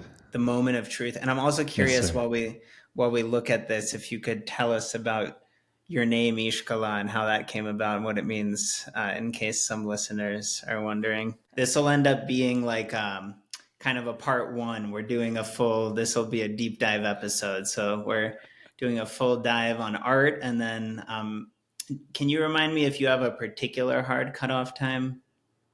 We do not. Okay, great. So we're going to do a part one, and then we'll get into the next themes in a minute. So we'll get to hear your live music and everything. Our pleasure to dance in any number of ways. Yeah, well, James and I love long form pretty much anything. So it's nice to not have to rush through I'm relaxed. Some of these really nuanced, multidimensional subjects. Yeah, typically her pieces are collections of beings by the end of it, these different sort of combinatorial cross-mythological tribes. It's like a realm. This is no exception. Definitely a realm. Yeah, she paints realms. That's a good way of looking. One of the many ways to look at it. Okay, so here's Moment of Truth. So this one started as my personal, the one that I had painted right gosh, which one was it right before this one? Well, I was getting the inspiration for this piece. The one I love, right? I don't know if it was the one I love. I think maybe it was. I think it was. And yeah, and I had a lot of experiences exploring the divine dark feminine and the rise of the feminine and all these different feminine archetypal energies and deities like Isis and Kali and Hecate and the Black Madonna and Diana, like all of these really powerful dark feminine beings, these energies like warriors almost, and but also depending on which one, because also they're like the void and yeah. So I hadn't really had as much experience with, and again, it's kind of funny with gender on these things, but what the divine dark masculine might, like who would I encounter in different traditions, to see what this energy felt like more in my life and to create and experience more of a balance of that. And so I just started going to community and asking people, what's your experience of the divine dark masculine? And sometimes I would say divine dark masculine. Sometimes I would just ask the dark masculine, and I would get a really wide range of responses and have really interesting conversations about that. And a lot of the dark masculine people would say things like, oh, there's violence and greed and infidelity and lust, like all of these different things that people would think of with like aspects of the masculine that need healing, or if go unchecked can lead to really like crazy challenges, war, all this things.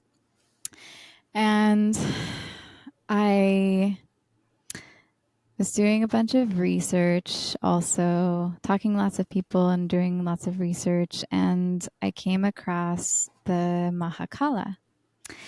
And in Buddhism, the Mahakala very much is like the masculine counterpart to Kali.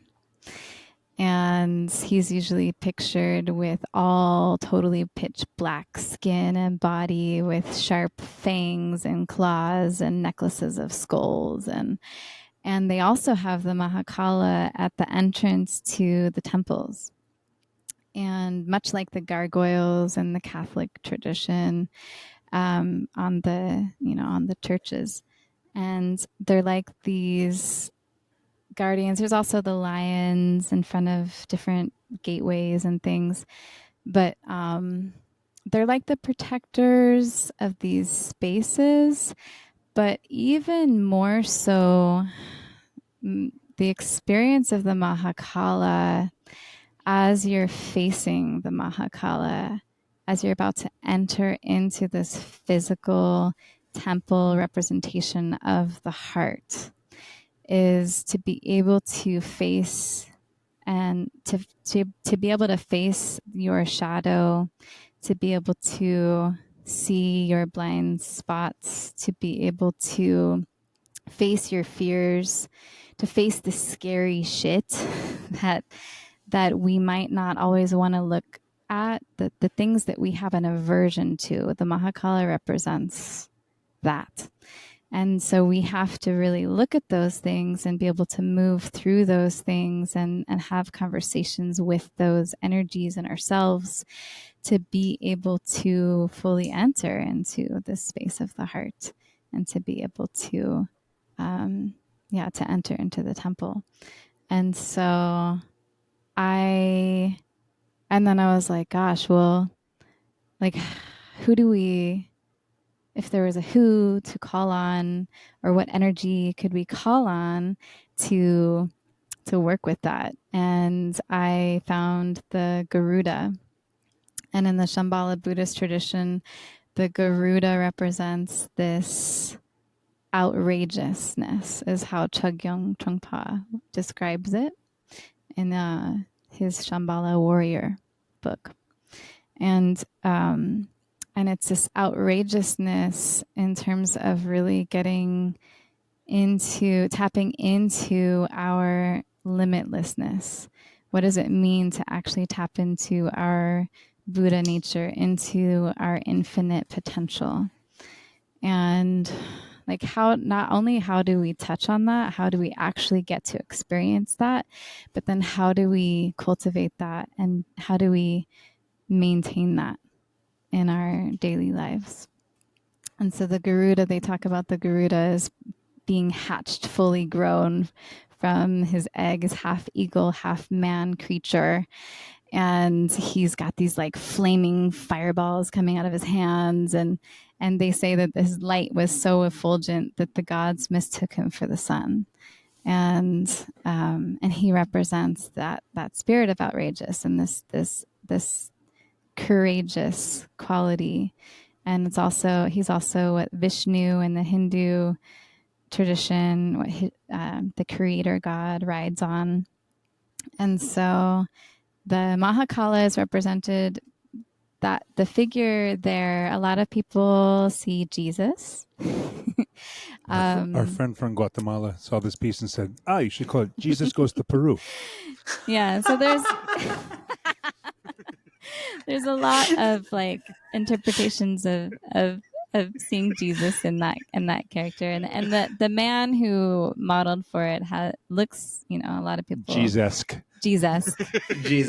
And I wanted to kind of paint him kind of almost in silhouette in a way, like the light of the Garuda behind him is so bright that he's kind of casting him in silhouette a little bit, reminiscent of the darker Mahakala features. And then there's also this halo of skulls around his head that represent the skulls. Usually he's wearing them as necklaces, so they have the little red jewel in the third eye with the feathers coming out the top. And then there's the Nagas on each side, these women with the cobra headdresses. And they often talk about how the Garuda is the slayer of the poisons of the mind.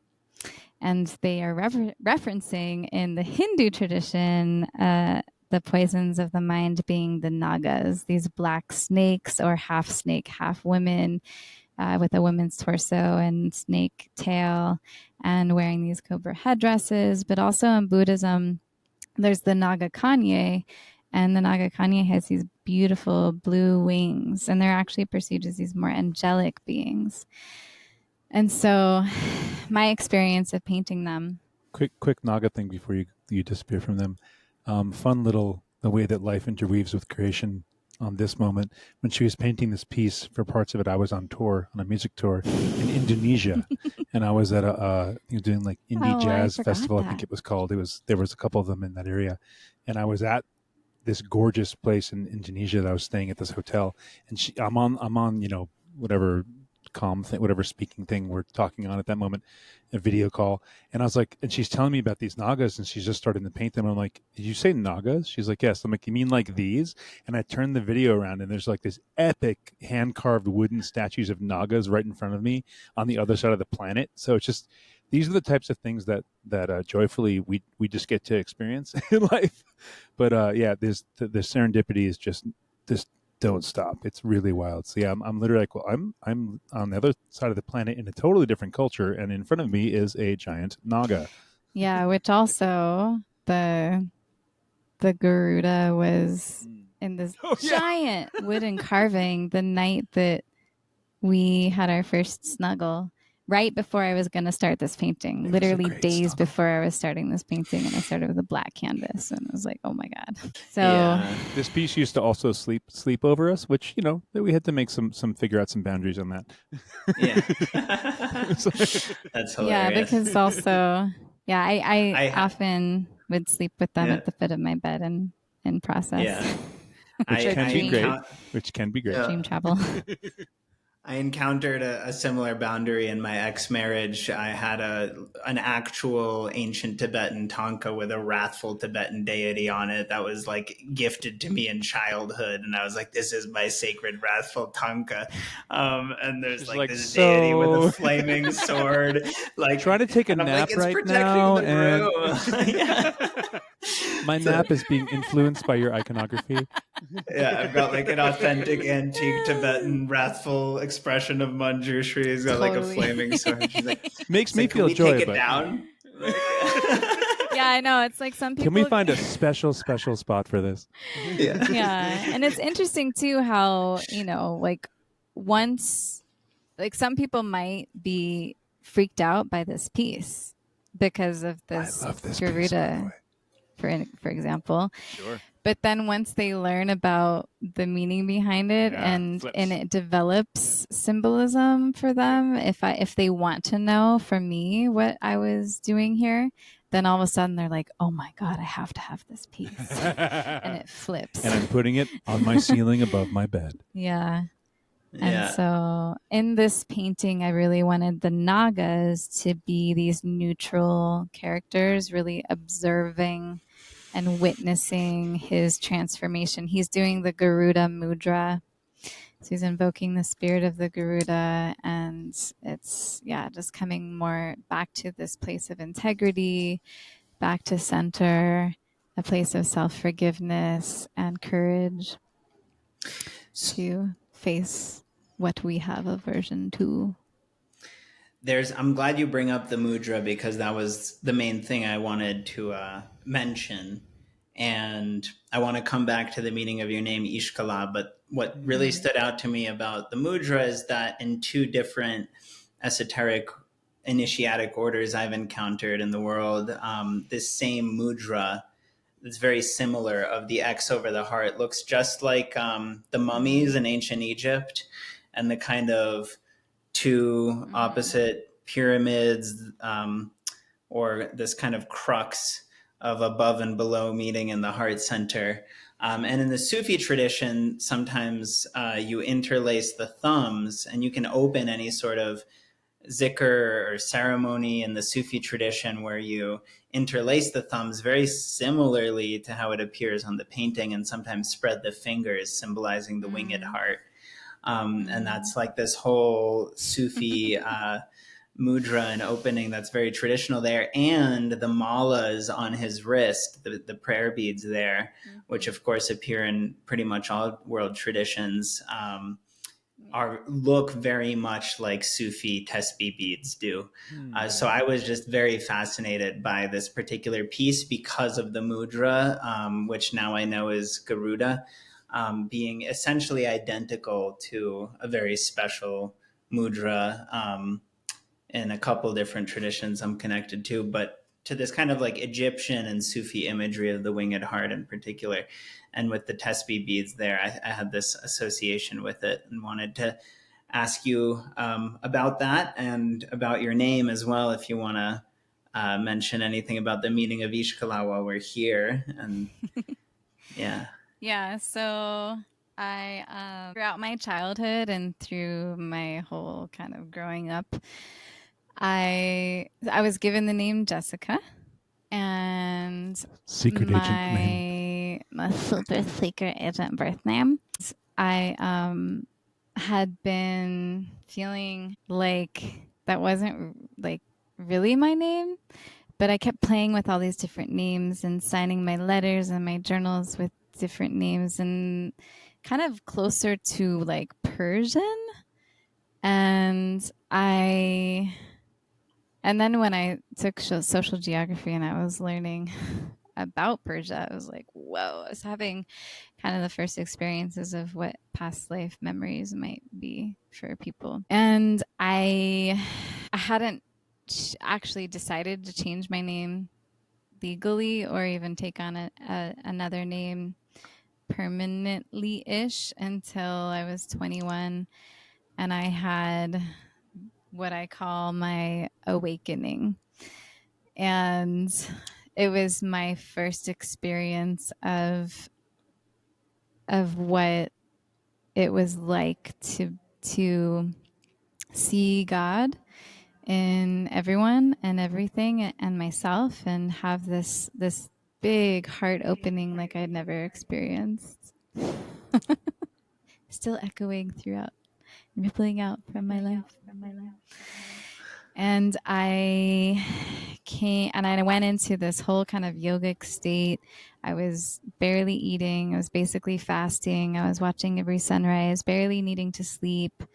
And then starting to meet all of these people, healers and energy workers and creatives that were able to like teach me and give me vocabulary for the things I was experiencing and seeing, like chakras and what the names of them were, for because I was seeing them and seeing energy. I was able to see people's auras and prana on plants, and this was all like super new for me.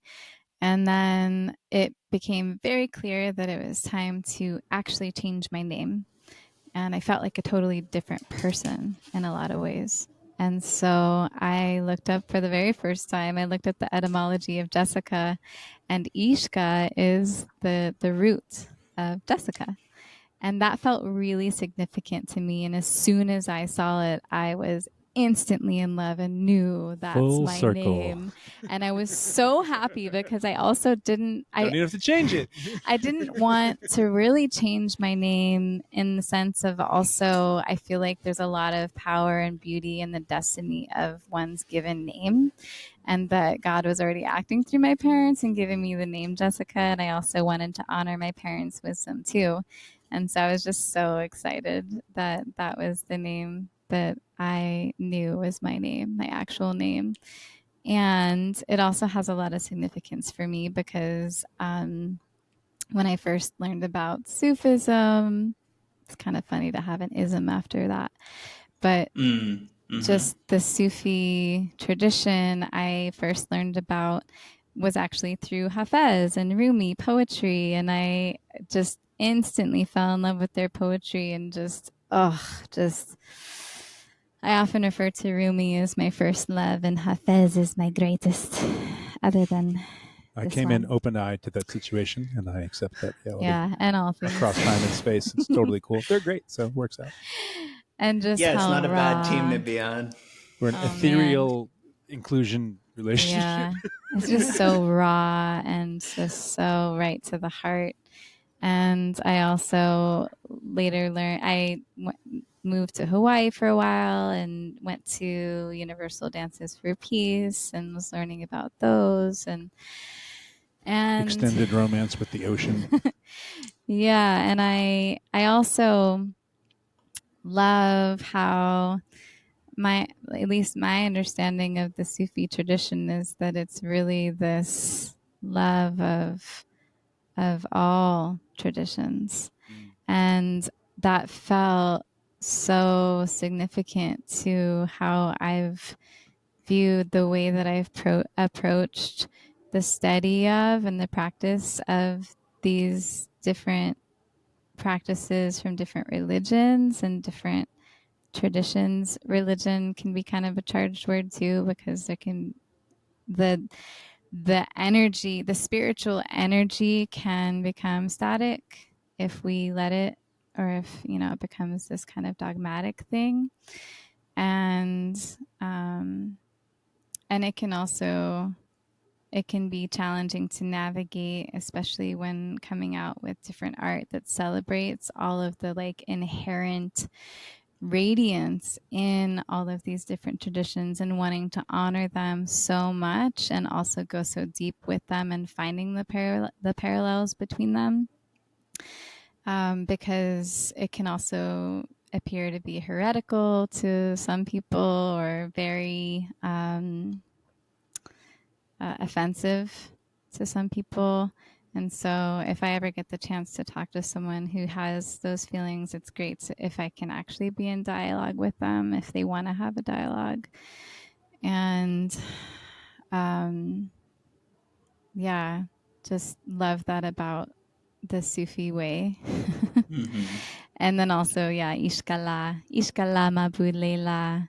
and all the different songs and that mantra, God is love, lover and beloved. I just, that expression and way of living is just so rich and so like, I feel like that's just my soul in that mantra.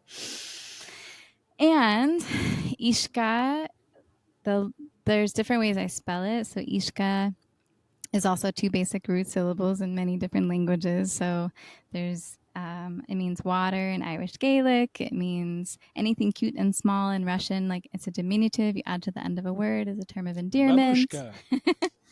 And Mini baboosh. what else? It means the Lord sees, the Lord's sight. La, the way I spell it, is the Tibetan way, which means the tippy tops of the mountains. I also grew up on a ridge top, and I'm currently living on one now. on one. And so there's a lot of different ways that the name, and then the La, just as every time someone says Ishka La, that it helps me to remember to sing, and the note of La and what that means for me, because singing and song has always been really deep and important part of my life from a very, very young age, but also as I came into to developing it even more and also sharing it on a professional level, and also just wanting to like really become more and more empowered to share, because it's like a different kind of instrument, different way of expressing that felt harder for me to share publicly and with others than it did for visual art, that I really needed that as like a part of my own empowerment. Yeah, one of our teachers and an advisor to our nonprofit is a Sufi master, and he's actually also a great visual artist, an incredible painter. So we'll have to have him on the podcast at some point and get some of his images on screen like we have with you. And I love hearing about the name, because somehow it feels lucky. I'm lucky enough that my birth name is simultaneously not exactly the same as my legal name, because I grew up with Yasha. Like, I was called Yasha, but it's actually a Russian nickname for what my legal name is. So there's a lot there, but to the American public, let's say, my whole life growing up was Jacob, and then at home was Yasha, and private with my family that's from Ukraine, which was my nickname. And then as I, got to be an adult and get out there, I decided to change and go to Yasha, which kind of developed into Yasha Kasha, and people got to know that. But now, in some powerful life transitions at this moment, I'm changing into Yasha again, kind of dropping the Akasha and changing our organization name as well. But it's funny because, like, my nickname would have been Yashka, of course. People I was still just call going me to say, that. I was literally just going to say that. I was like, if you get in touch with like your beginner's mind and your petite self, like you can just swerve it all together. And exactly. Yep. I was waiting for that exact thing. Yep, Yashka's the diminutive, and then in college, because I was at Naropa, which is from the same Shambhala, so people started calling me Yashala. So there's some synchronicities with all of it. But anyways, it's fun stuff. So I can see James jonesing to put reverb on things and show us what we can do with sound and vibration and technology.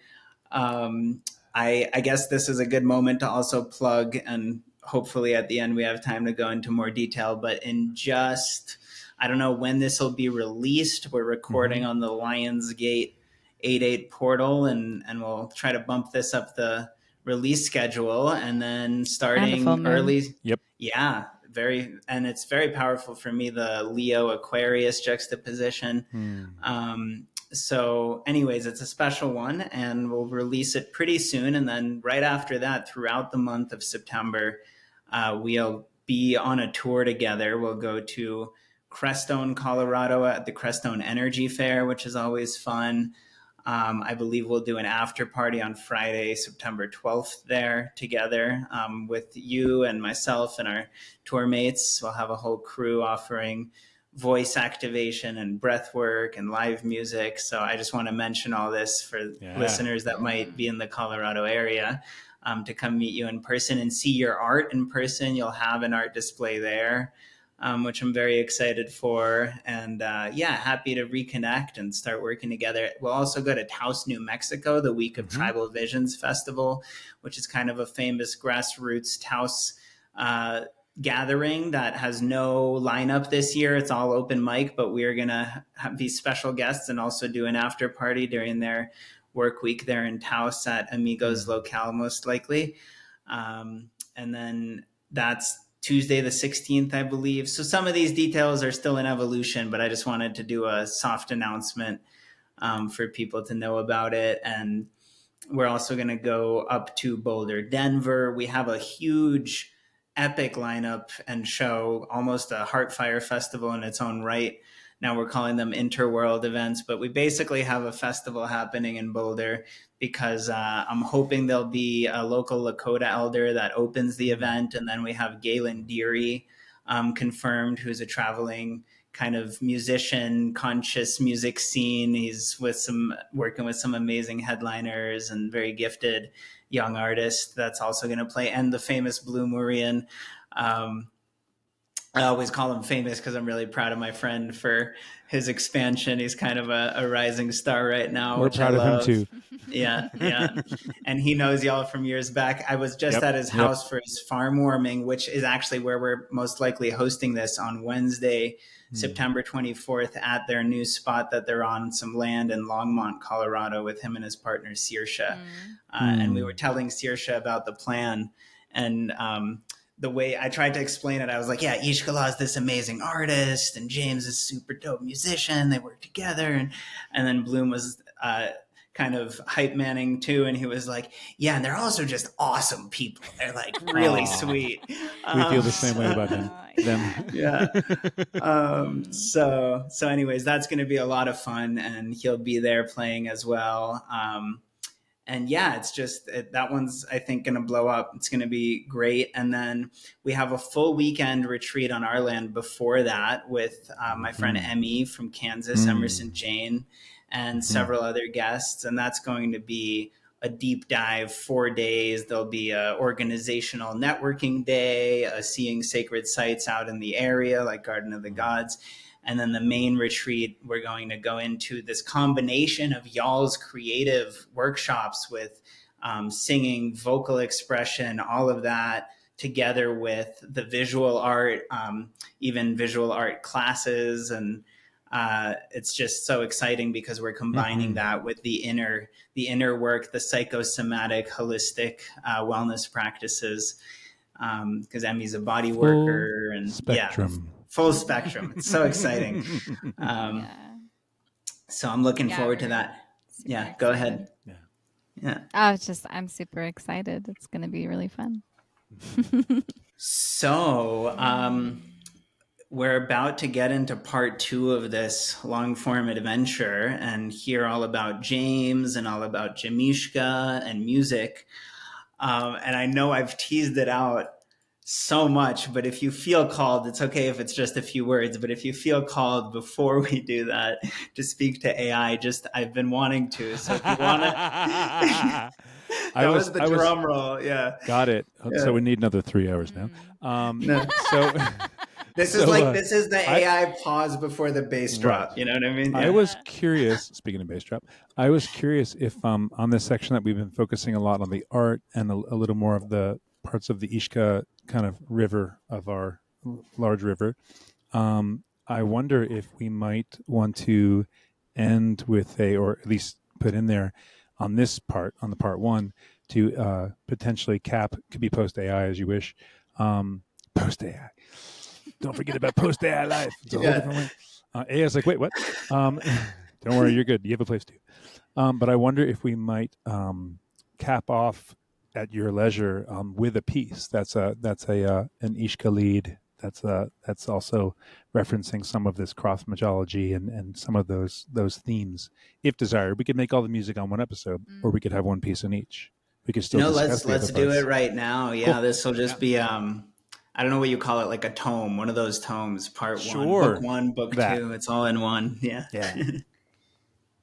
Yeah. I figured, we can go with a Yoruba. Yoruba, the oldest religion in the world, from my understanding. Okay. So that being said, any preface, or do we just do the thing? This one kind of speaks for itself. It's pretty specific. I mean, so far I haven't made a painting that goes with this one yet. Sometimes the song comes first, and then the painting, or vice versa, or simultaneously. Yep, they happen in all different ways. Yeah, but this one is just free rolling right now. It's one of our favorites. Yeah. Okay, so this one is called Yamaya. Yamaya, Yamaya, Yamaya, Yamaya, Yamaya, Yamaya, Yamaya. In the face of your beauty, I fall in love once again. It is you who reminds me of the state that I'm in, that I am fragile, that I am strong. It's in your waters that I truly belong. With every wave crashing down, you touch the air that I breathe and take on back to the ground. All I do not need, you demystify me like floating autumn leaves. Any heavy energy falls down, down, down, falls down, down, down. Yamaya, Yamaya, Yamaya, Yamaya, Yamaya, Yamaya, Yamaya, Yamaya. I am free of confusion, free of mind's illusions. When the deep blue in you fills the deep blue in me, pour into me, out of me, pour out of me, into me, pour into me, out of me, pour out of me, into me, pour. Yamaya, Yamaya, Yamaya, Yamaya, Yamaya, Yamaya, Yamaya, Yamaya. As a pillar of salt I stand, a tribute to dry ocean lands. I draw the waters from within once again. I sway as the green of her hair does sway in the tide pools of a crimson bay. Yamaya, Yamaya, Yamaya, Yamaya, Yamaya, Yamaya, Yamaya, Yamaya. In the pools of your Laramar, your wisdom is never foreign. Pools up your Laramar, wisdom is never foreign. Pools up your Laramar, wisdom is never far. I will be there where the raindrops splash. I'll be naked and bare inside a lightning flash. With my hands raised and my face ablaze, I'll be dancing in praise.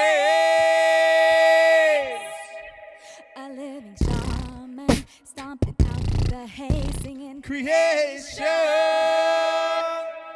creation.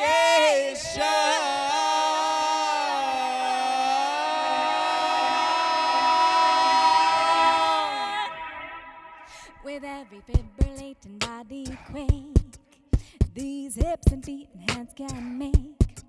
With every fibrillating body quake, these hips and feet and hands can make. With every fibrillating body quake, these hips and feet and hands can make.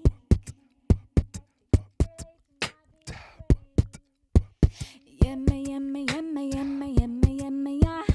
Yummy, yummy, yummy, yummy, yummy, yummy, yeah. Yummy, yummy, yummy, yummy, yummy, yummy, yeah. Yummy, yummy, yummy, yummy, yummy, yummy, yeah. Yummy, yummy, yummy, yummy, yeah. Yummy, yummy, yummy, yummy, yeah. Yummy,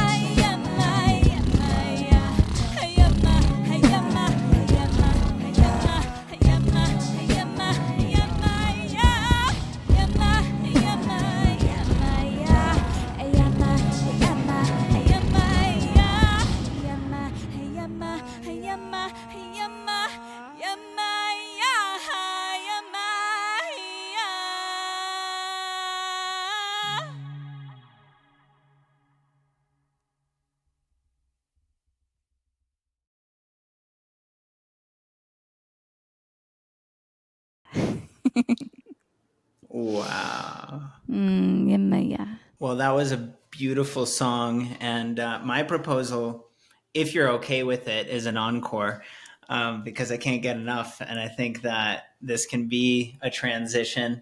We will keep talking about music and James and JAMeeSHKA and, our plans for next month. And then maybe we'll circle back to AI at the very end, the end of time. So in the meantime, why don't we get another track? Does that sound Sure. an encore? Otra. Another can- track. What we do you can do mean that. track? This is our live. There is no track. and We our are yes. on track. On track. We have actually. It's. I'll give one precursor. One of the fun things about our ensemble of two that become many, as it were, that we look at. Yeah, I totally lost my thought. Well, just that we don't do any pre-recorded Thank you. elements. That would save me from this exact moment, in fact. And yet, we're with all down the for different it. layers. So we often, thank you for bringing me back. What often happens is sometimes somebody, especially if we're at a festival, there's a lot going on, or we're in the middle of some multi-hour set, 2 to 3 hours on average, and sometimes much longer. And they'll come in the middle of the set, and they'll assume that what we're doing is actually sometimes is electronic. Which is very fun for us because we, of course, love our electronic peeps and we have deep respect for all that. But one of the things even that, just some of the loops that we're using that Sure. are pre-recorded but they're not pre-recorded. As in, like, Yeah. So for JAMeeSHKA, for this group in particular, we made an early on decision that everything we do happens in the moment. So that also just means that any of you seeing JAMeeSHKA live, online, anywhere such as this, everything is happening in the moment. Maybe a piece we've written before, might be a piece we're writing right now in the moment. Either way, it's happening now. And even when it gets layered and different things happen, those layers are also happening in the moment. And that means a lot to us. Very And cool. I guess we'll begin with a song and kind of invert this one.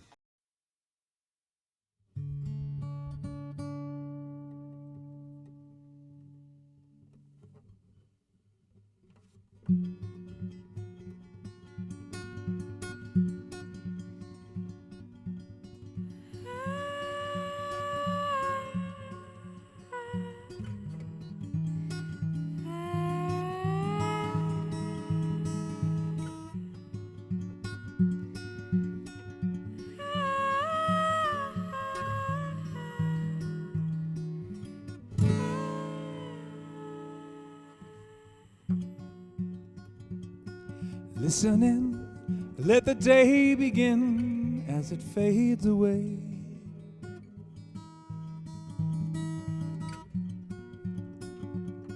Let's begin. You want to win, but will you play? Just in time.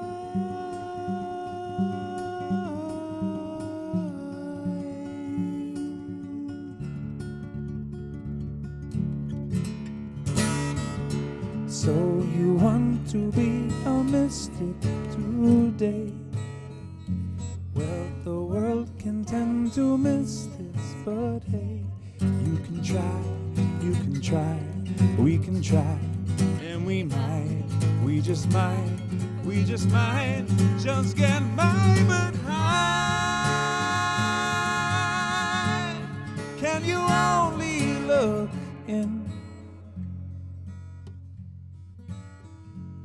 There's a hole in your soul where they open you up, and it goes so much further than that till we are.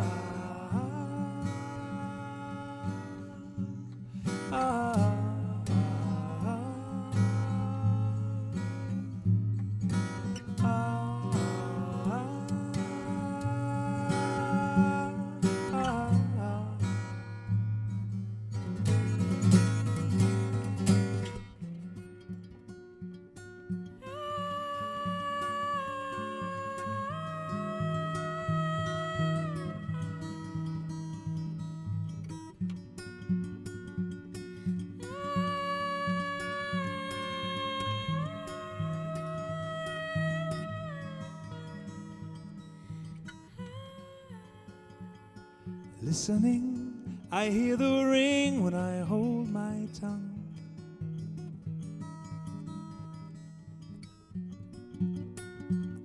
Traveling, I need to sing that songs be sung. Just in time.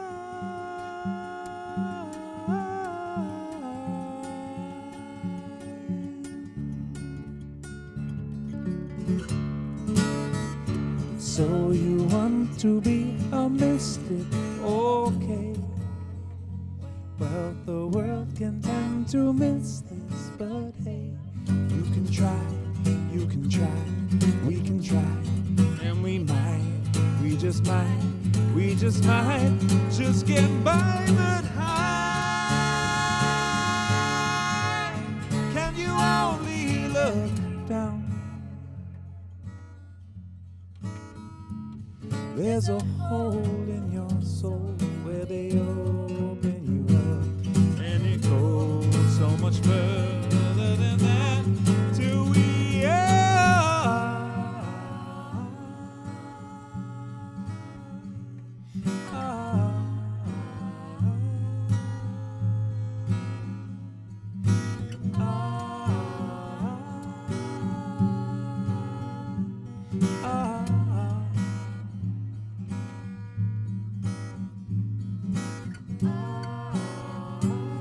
and we may not have the words, we may not have the language, but if we can get around it, then maybe we can found it.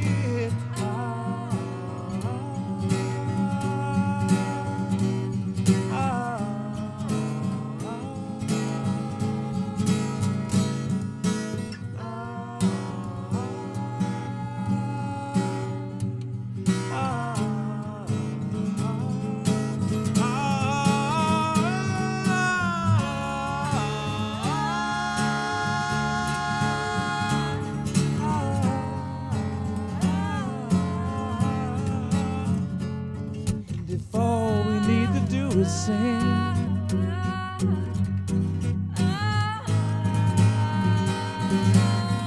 it means everything.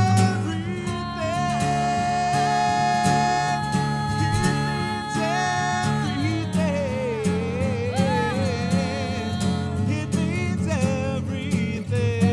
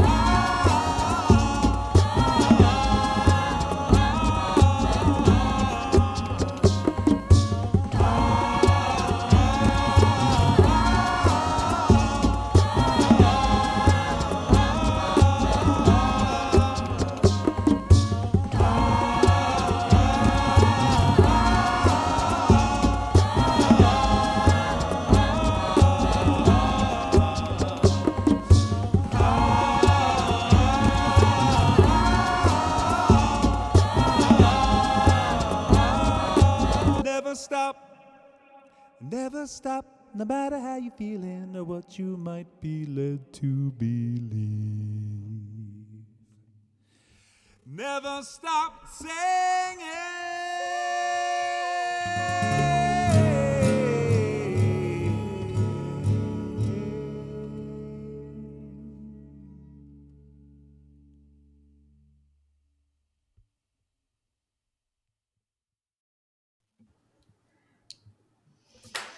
Woo! Wow. So good. So good. Love what we're used to ending go with that. ahead. It's kind of interesting to do it up front. It's one of our often ender songs because we like audience can sing. Yeah, it's fun. Why don't we stay there since we're in the moment with JAMeeSHKA? My favorite radio station is a jazz station, and their motto is "You're in the moment." I just turn it on to listen to jazz, and then I'm driving through, and every now and then they pause the music. And they're like, "This is jazz so-and-so. You are in the moment." And then they go back to the music. So since we're in the moment with JAMeeSHKA on this radio station, let me ask you about that. You just said that you get the audience to sing along. It's a good closer. Why, in terms of your approach to music, why the in the moment discipline you've taken on, and why tell us about audience participation, interactive concerts, theatricality, improvisation, group jamming, blurring the fourth wall and removing the line between performer and consumer, making it a collective creation. I like what you just said. Every word of it, actually. Yeah. Well, as you mentioned along the way, as artists who go into all different types of arenas for long spans of time, being in the moment, and we spoke of flow in the earlier discussions, and just being in that place where creation happens. We try to be in that place in as many ways as possible, as often as possible, with an open mind and heart, knowing that we might encounter a little chaos here and there, and that's okay. We have a thing we call chaos surfing. That's a whole other part of the discussion we'll probably have later. But yeah, we love to be to make everything appropriate for now. We have a term that we kind of coined, I would say. We have the website that's called scoring the moment. And what that means, we and I as well have been in a lot of different moments where we're like jamming and doing that thing. And there's a beauty there. There's something to be said about coming together and weaving. But and that covers a lot of ground. But for us, it wasn't really quite the thing. We have moments of that for sure. It's in the name, but only just kind of by default. What we try to achieve as an ensemble in our musical sonic arts especially, but in general, is to be able to score the moment, to be able to score what's happening now and come up with a live musical score for this. It could be a set audience that's there just to see us. We might be the centerpiece soundtrack for an entire event with lots of people who can see us and even more who can't, which is always a very interesting thing. Most groups kind of shy away from that. We found that to be something that we very much enjoy, to be really affecting a large group of people. We've played for a lot of people in their dreams, and they've come up to us later and told us that at places like festivals and Burning Man, and where you get a lot of these different fringes together. We've had shows where we perform for a wonderful, intimate audience and had unbelievable amounts of people come up to us later and say, "I was in my tent for your entire set, and I loved it." And that to us is very special too. So these are all different ways that we can serve the moment, whether it's a curated event that we're part of the curation for, or just a moment next to a river with an acoustic guitar and throwing some rocks in for two people who happen to be standing by the river. Those all carry beautiful value to us. Yeah. And just like the spirit of improv is just so rich, because it's that whole thing of yes and how can we take every moment that we're experiencing in this life, in this, this on this stage at this moment, and really just like embrace all the different kinds of energies that are filtering through our interactions and exchanges with the people in the room, and also the intention of whatever the event might be. and really just like having fun with that. And it's just like such a great practice of it's the Buddha nature to be, I refer to that, not not having an aversion to or a grasping for any like set mind Anything. frame. Yeah, anything. And that all of the experiences that we can have can be really beautiful, and they can take us so many amazing places. We also love frameworks. That's the other thing is, I think that's something that's happened over time for each of us and together for sure, is getting to joyously embrace frameworks and boundaries.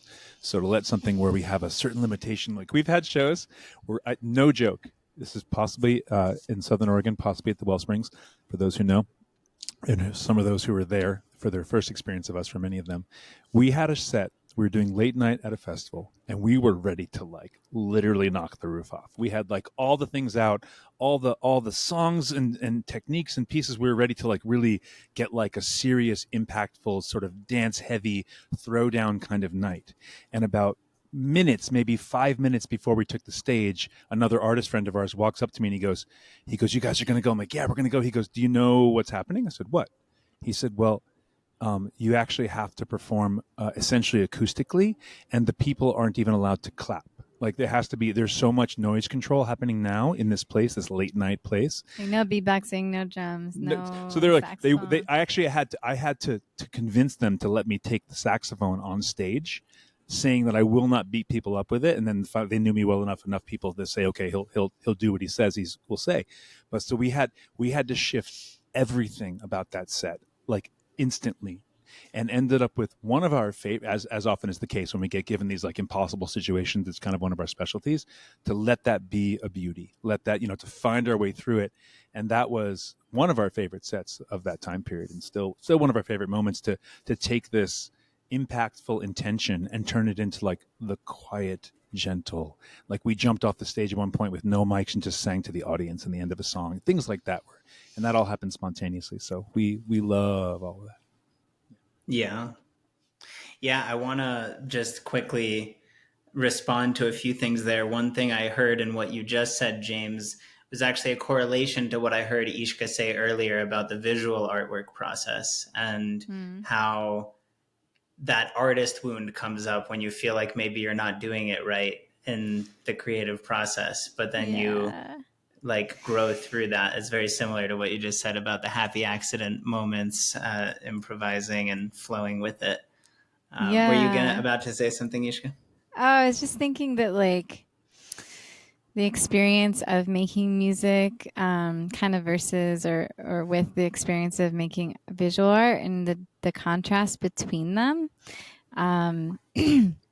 For me, I feel like music is just such a wonderful way to really tap into the flow, like the spontaneity and the flow of the emotional body, and being able to like move that through the body, through the voice, and to be able to channel and transfer that energy in a really healthy way. That's like, it's like totally different than the visual making process for me. But like, yeah, it's so cathartic, and I feel like it's been so healing for my digestion and for this, and just like a connection with my voice, and being able to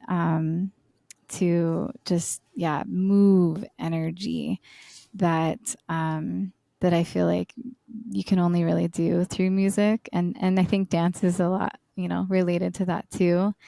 And I mean, there's just so many facets of the heart and the experience, the human experience, to be able to explore through the nuance of like all these little vibrations in the voice and the ups and downs and the different notes that come through, and to be able to experience that through improvisation. I think it's really rich. And that's why we love compositions, and there's like such a beauty to that as an art form. And I feel like that's almost in a way more akin to like the visual creation process. But then like jazz, there's also lots of different parts of songs we've composed that we have movements where we can improvise within, and then just fully improvising for a whole set. Or we're always willing to turn the ship too based on what's needed. Again, like if something calls out experientially, something seems like this group of people or we and this group of people all need, then we're pretty much always willing to make that turn when it comes up. Yeah. And you can do that a lot of just through vocal play that doesn't have words. That is really great, especially for people first starting out and playing with the voice and through toning and breath work and that kind of stuff. And then, being able to like feel the words coming through. That's like, that is usually like scarier for people, but it's really a beautiful thing. Yeah, it's a really beautiful thing. And to be able to play with that, because sometimes I think people can get caught up in the mind as soon as you're trying to like put words to these melodies that might just be coming through. Yeah. Well, I like what you said actually about Buddha nature, because I've often heard reports in the Tibetan tradition that the enlightened teachers kind of have this very spontaneous, unpredictable quality, people notice, to their behavior. And I think that's something that comes perhaps when we're just like awake and alive to what is as it is in the present without necessarily trying to edit or interpret and so on. Yeah. And there's a little bit of an unpredictable, not routine quality that comes out. But at the same time, like you said, you like frameworks, and even the discipline, as I called it, of improvising and choosing not to pre-record and pre-plan too much is like a limitation or a restriction that you're choosing to set on yourself. And it's really cool, that kind of boundary that you named. It even reminded me, the same way that you set a discipline or a limitation that you're going to like restrain pre-planned stuff by being in the moment, reminded me of how with your community, it's like, it's word of mouth, you know, you're not promoting it. It's like a discipline. And there's this equal and opposite reaction that happens when we choose. It's not imposed, but we're choosing like to put ourselves within certain bounds and limitations, and we stay there. And then the reaction is like, now there's this space where suddenly novel play somehow emerges and freedom comes from that. That's really cool. The interplay of the structure. Yeah, go ahead. Oh, it makes me think of tea ceremony, where there's very specific ways of studying it and practicing it. But then once you become like a master at the ceremony of it, and within those confines, there's so much nuance in the expression of each tea master that it's really beautiful and very unique. There's one bit you also made me think of with your way of looking at your experience of what we do, and we've known each other for a little while now. And on the very simple front, as May has been mentioned, I don't remember if we talked about it much yet, but one of the things that we use is a looper, and so a looper enables us to do things as two people to become many more. I actually avoided looping for a very, very long time. I found it interesting, and I think people did some very cool things with it, but it always felt very limited in what it could do. And I only started getting more into it a number of years ago because there were more people doing more interesting things, and I could rattle off a whole list. But as it matured, I finally said, okay. And then because in addition to the music sides, I have a whole sonic side. And basically what that ended up doing is I figured out that if I could actually take an analog mix and be creating layers in real time, ideally when we're set up correctly, it's sort of in a three-dimensional feel even, that became much more interesting. And I'm mentioning all of this in this moment, which we can nerd out on later if you want. But I mention all this in the moment because I went through a process of checking out every single looper by pretty much everyone at that time, a couple of years ago, and they're all different. They're all different instruments. But the one I ended up choosing that as our primary looper, we have a few, but we have one primary one. It has no undo button. Love it. It wasn't like I was like, I don't want an undo button. I was sort of like, well, the one I really feel inspired by interacting with and to use in this way that I wouldn't recommend most people trying to loop the way I do, because there's all kinds of disaster waiting for you at every turn and corner. But again, that happens to be kind of like a juicy thing for me. So no undo button as far as what we do. There's no undo button on what we do in general in life. Also, I'd say as JAMeeSHKA and as individuals. But I love that part. And then I think, like life, what that ended up happening was as I was developing this part of what we do, realized that not having that escape was crucial, and crucial, because what it makes you do is you have to develop what I, at least in the looping side of things and mixing and looping, I call escapes. Like there need to be, if something is not how I or we need it to be, there need to be other options besides undo, because we don't really get that option in life. And I started to really be drawn towards that as a philosophy. And there'll be some, especially in our longer shows, there will be an occasional really weird ass loop at whatever's happening. And then usually if it's really weird, it'll go somewhere else completely, because I've now gone into escape mode of like, this needs to turn into like a giant cloud of fractal, tweakery going through different analog circuits and things. But it all comes back to kind of that being with the now, being with the moment. Mm-hmm. Yeah. No undo button. What a life lesson. Support those who do, just not our way. Yeah.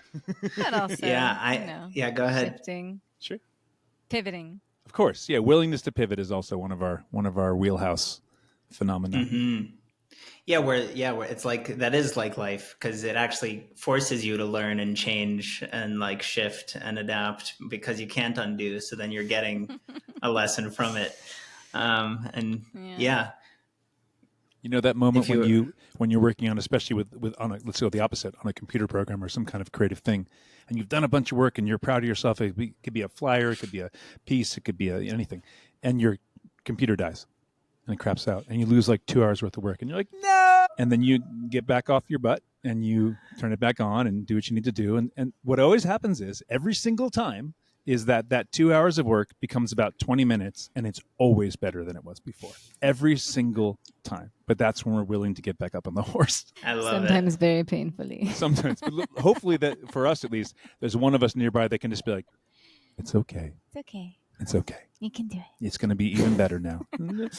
Okay. And that could be other person. Okay, here I go. Yeah. Yeah, what is your experience of co-creating and working together as a couple? Never. And making music? Uh-huh. Separate rooms, just kidding.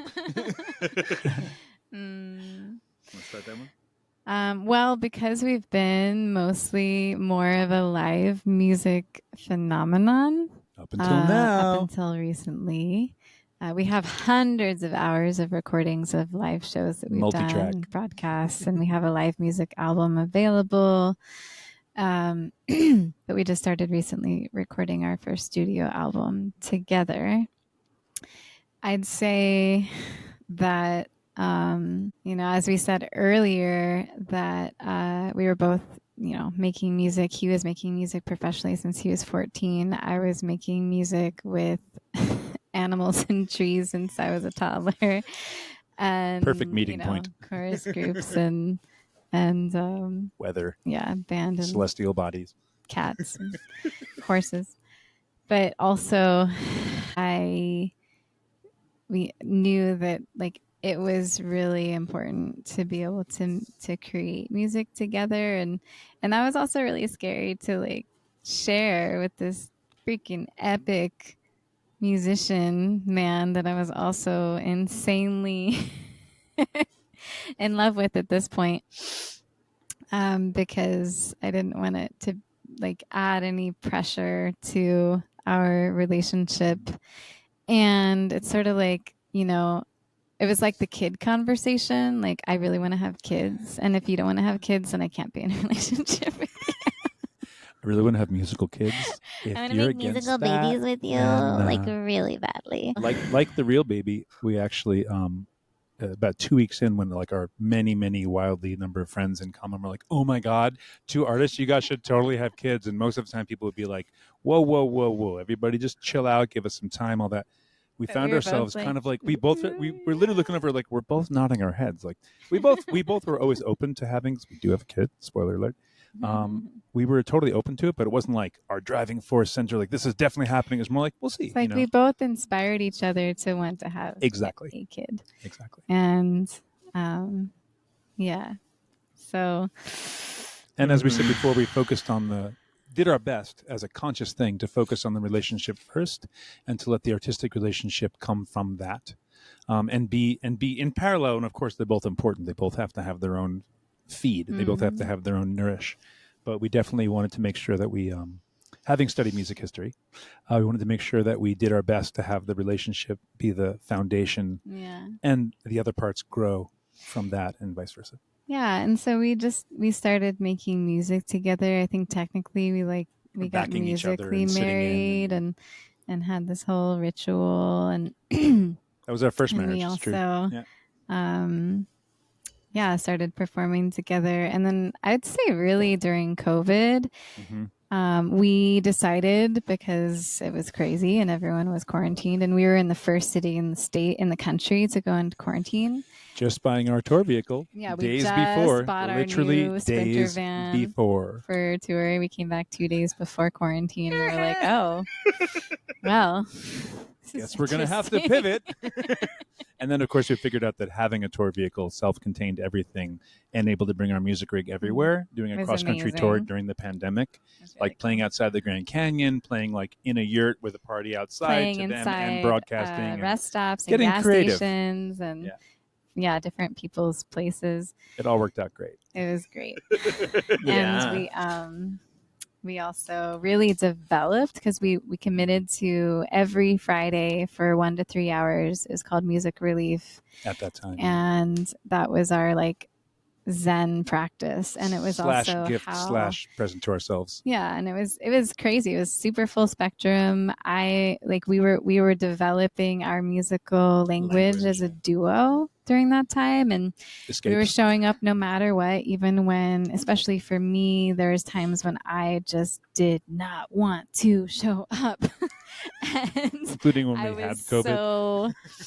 We performed. Yeah, I feel like I grew so much through that experience. I sometimes refer to that as a performer for pretty much my whole life. I refer to that as her bulletproofing period. We got her like bulletproof. I got some new merit badges for sure. She learned about some of my old tour buddies and I call it strapping the cape on. It's like no matter what's happening, like when that time comes, it doesn't matter how you feel, or maybe your lunch didn't settle too well, or whatever's happening. But like it's time to strap on the cape. Yeah, and so that really hit home in a big way. And I grew up doing all kinds of theater and stuff, but like this is still, it's different when you have the art on the wall that people can look at and you can play arts by, and people don't even need to know that you're the artist, and people don't even look at you. And then it's like a whole other thing of like, and then theater too, like you're you on stage, but you're playing someone else, even though it's also like an aspect of you, because we're all each other and everything.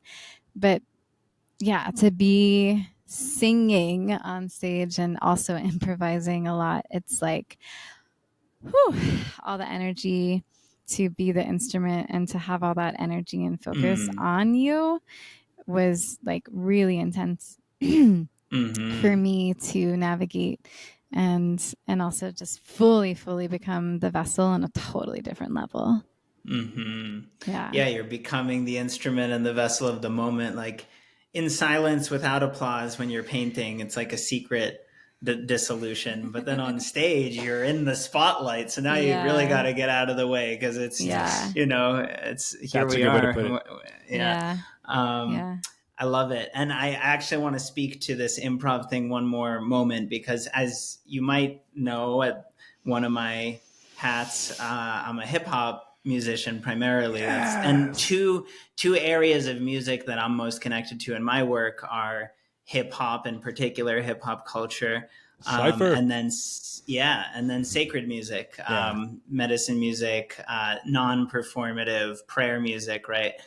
Ceremonial songs and sound healing and so on. So having that connection to those two particular realms is very interesting because they're both very improvisational, right? There's a being in the moment and following what's called for in the moment. It's not a rigid set. If you're in a ceremonial setting or a healing setting of some sort, you're really feeling the energy and riding that. And then similarly, like hip hop, you're freestyling too. There's this component of inventing it and being, thinking on your feet and so on. So there's freestyle, but then the other piece that's similar is that there isn't that performer consumer divide that I mentioned earlier. Like real original hip hop is a cipher. You're in a circle, and it's like, you're not a consumer because if you think you're not a critic, right? If you think you could do it better, go ahead. Like we're going to pass you the mic.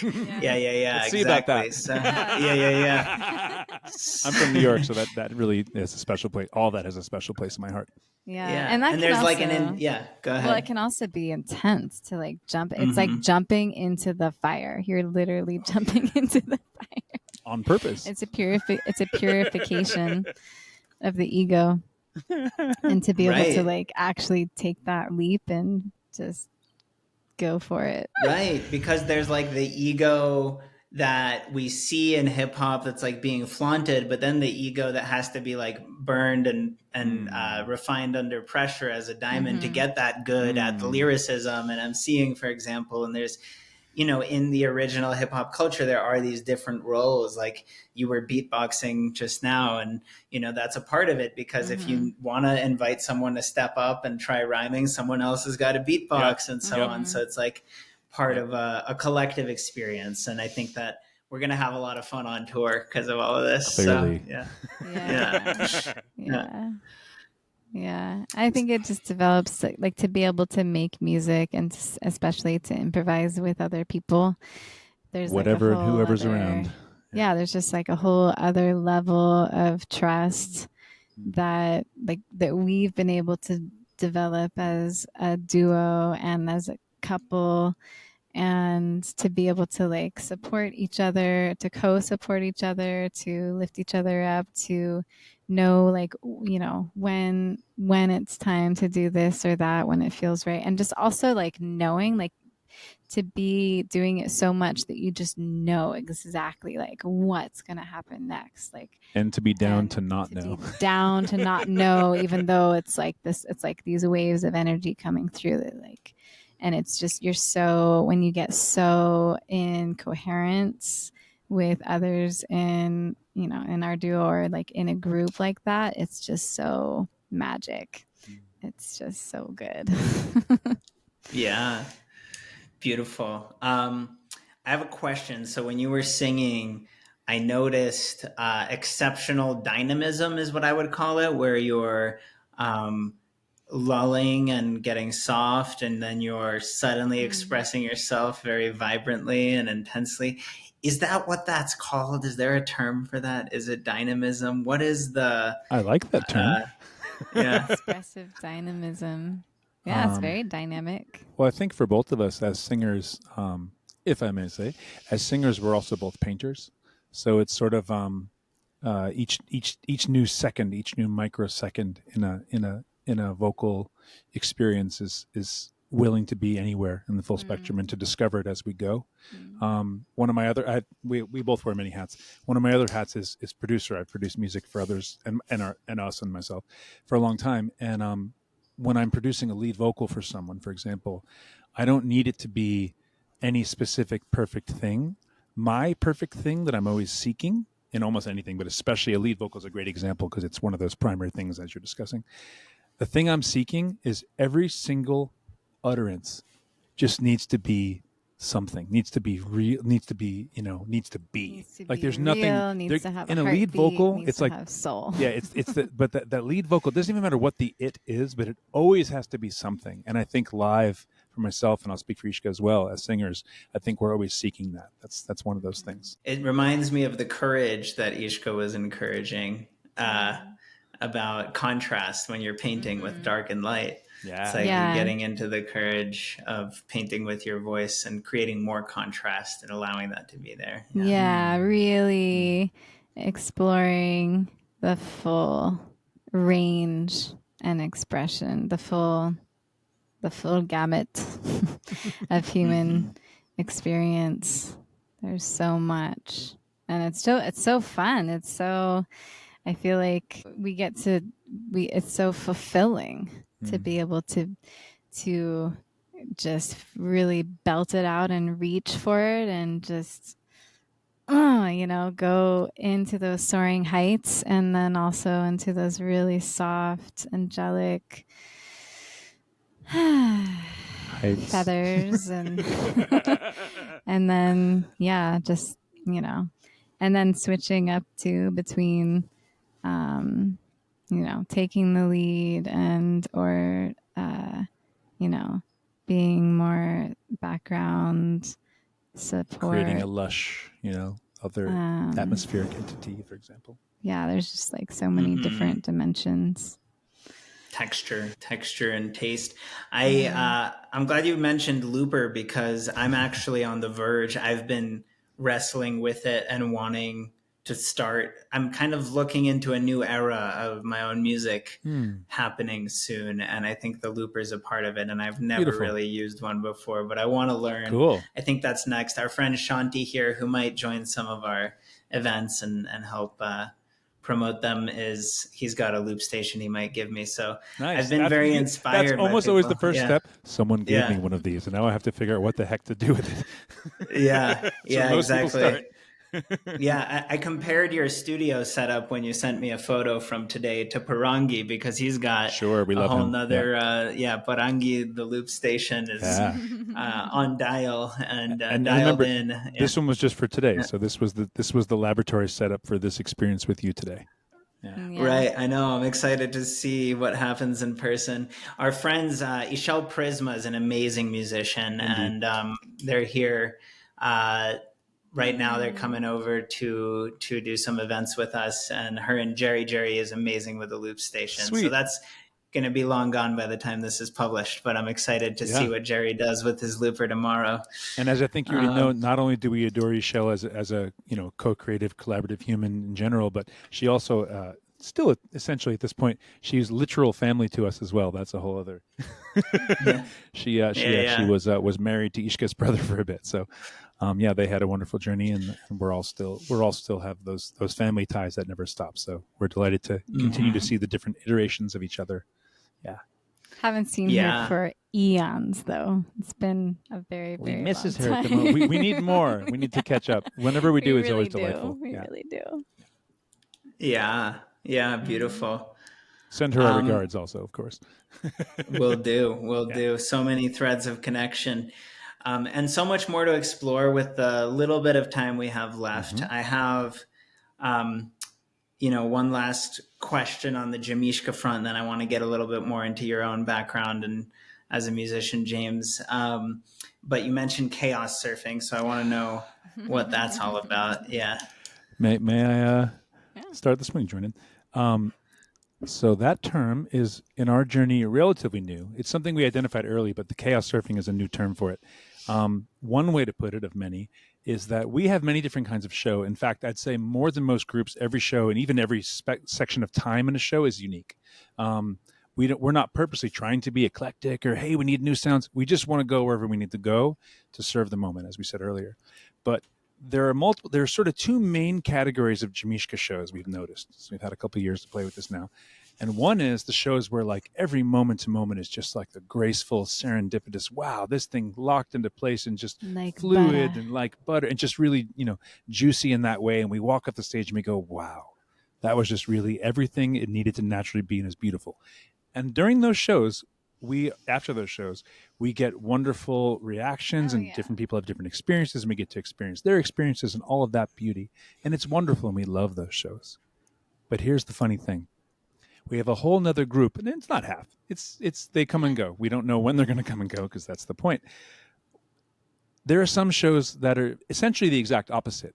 It could be for any reason. It could be something with one or both of us. It could be because we have been traveling and touring and barely sleeping and just putting out energy and all this stuff. It could be because some technical thing has gone awry because we have a lot of things and devices and stuff that's required for a proper JAMeeSHKA show. And when these things go down, we had one particular show where this term came about. It was a really special show in Santa Cruz for some like old school like maps folks and tech people and like insane level of doers. Like there are people who invented some of the basic components of computing watching us. Like it was a really special show that we were invited to be part of.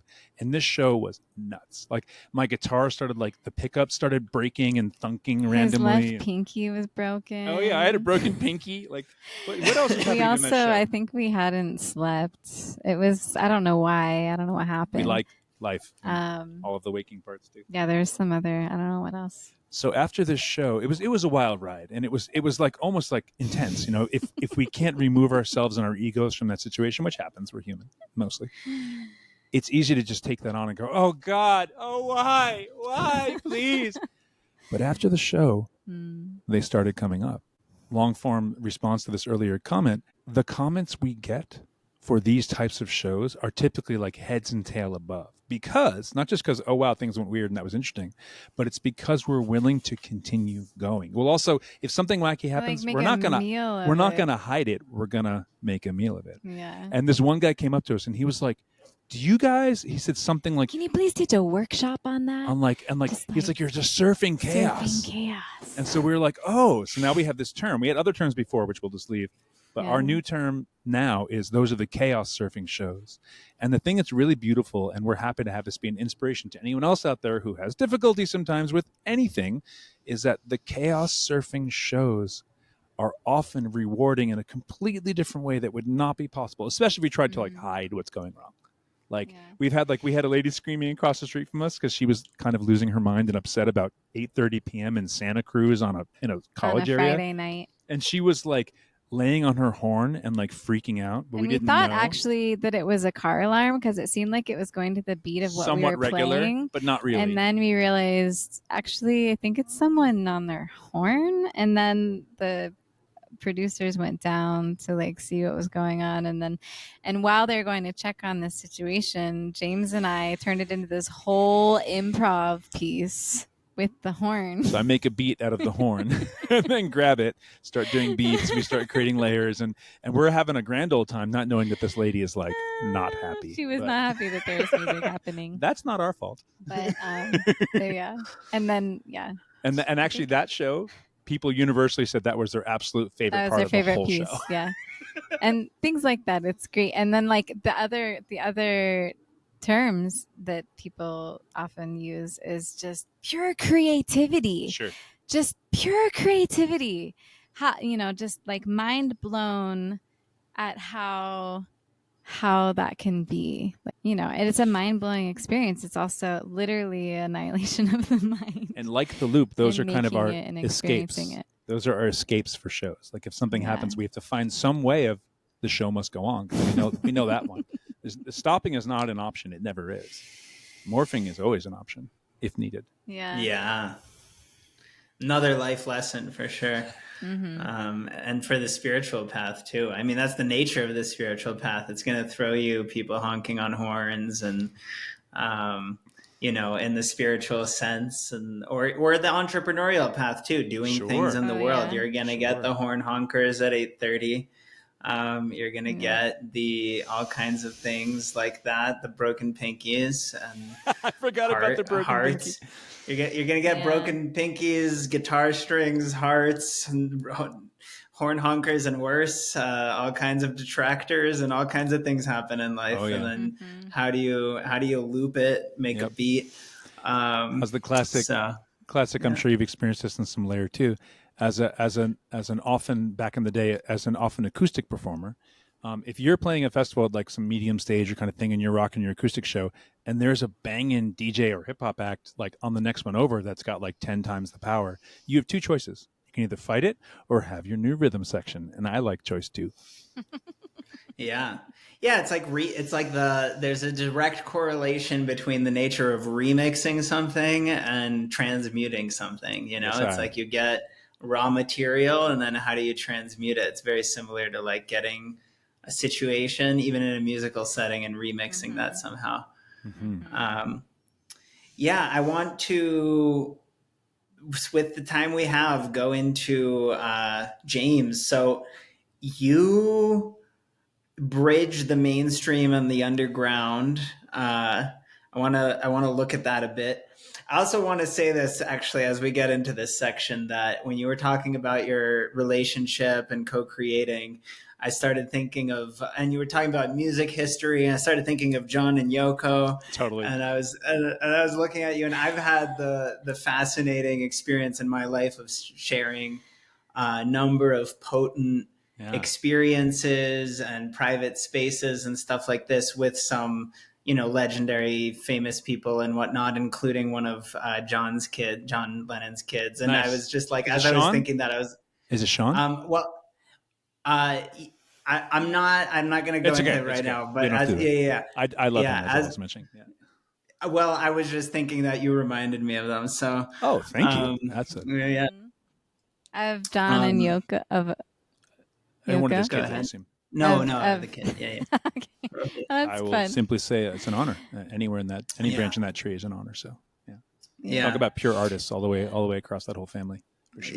Yeah, definitely. But the reason I mention it all is because, speaking of all these kind of people and the mainstream underground thing, your bio talks about Coldplay, Quincy Jones, Jay Leno, Madison Square Garden. It just keeps going. That's just a small portion. You're telling me a little bit about the New Orleans Jazz Festival. So, I believe you played for Obama, got to know him. I want to invite you to explain to us, how is all of that possible? What the heck is going on here? Lack of what sleep. Is your musical background? Yeah. Not sleeping is when the did main all answer, of this happen? What are some highlights, at least, that you can share with us and give us some context for such a boggling, I don't know, what's the word, milieu that you found yourself good word musicalizing in? I'll do my best to be milieu worthy. Milieu-ish. Thank you. Beautiful question. Let's see.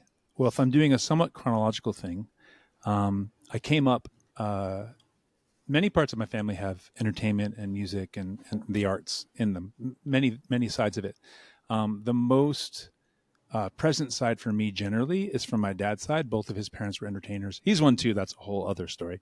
But he's a very totally different kind of entertainer. My dad happens to be, in his genre, at this point, one of the premier small dog trick dog trainers in the world. But that's a whole other reality, which we'll go into at some other point. But his parents were both hardcore entertainers to the extreme. My grandmother came up in Broadway, was in, I think, 15 or 20 different Broadway shows as a young girl up into her teens and things. And then when she got together with my grandfather and started having kids, she went to teaching. So she had, my whole childhood, she had an acting school. And in that era, she had thousands of students, from people down the street to leads in most of the main theater productions on Broadway at that time. So I came up studying with her and learning from her. And she's, I love all my grandparents, but I did have a favorite. She was amazing. She was Nana. And and she had a major presence and influence in the way that she also did music. She did acting and was in theater teaching full time until her last year of life, which was amazing and inspiration.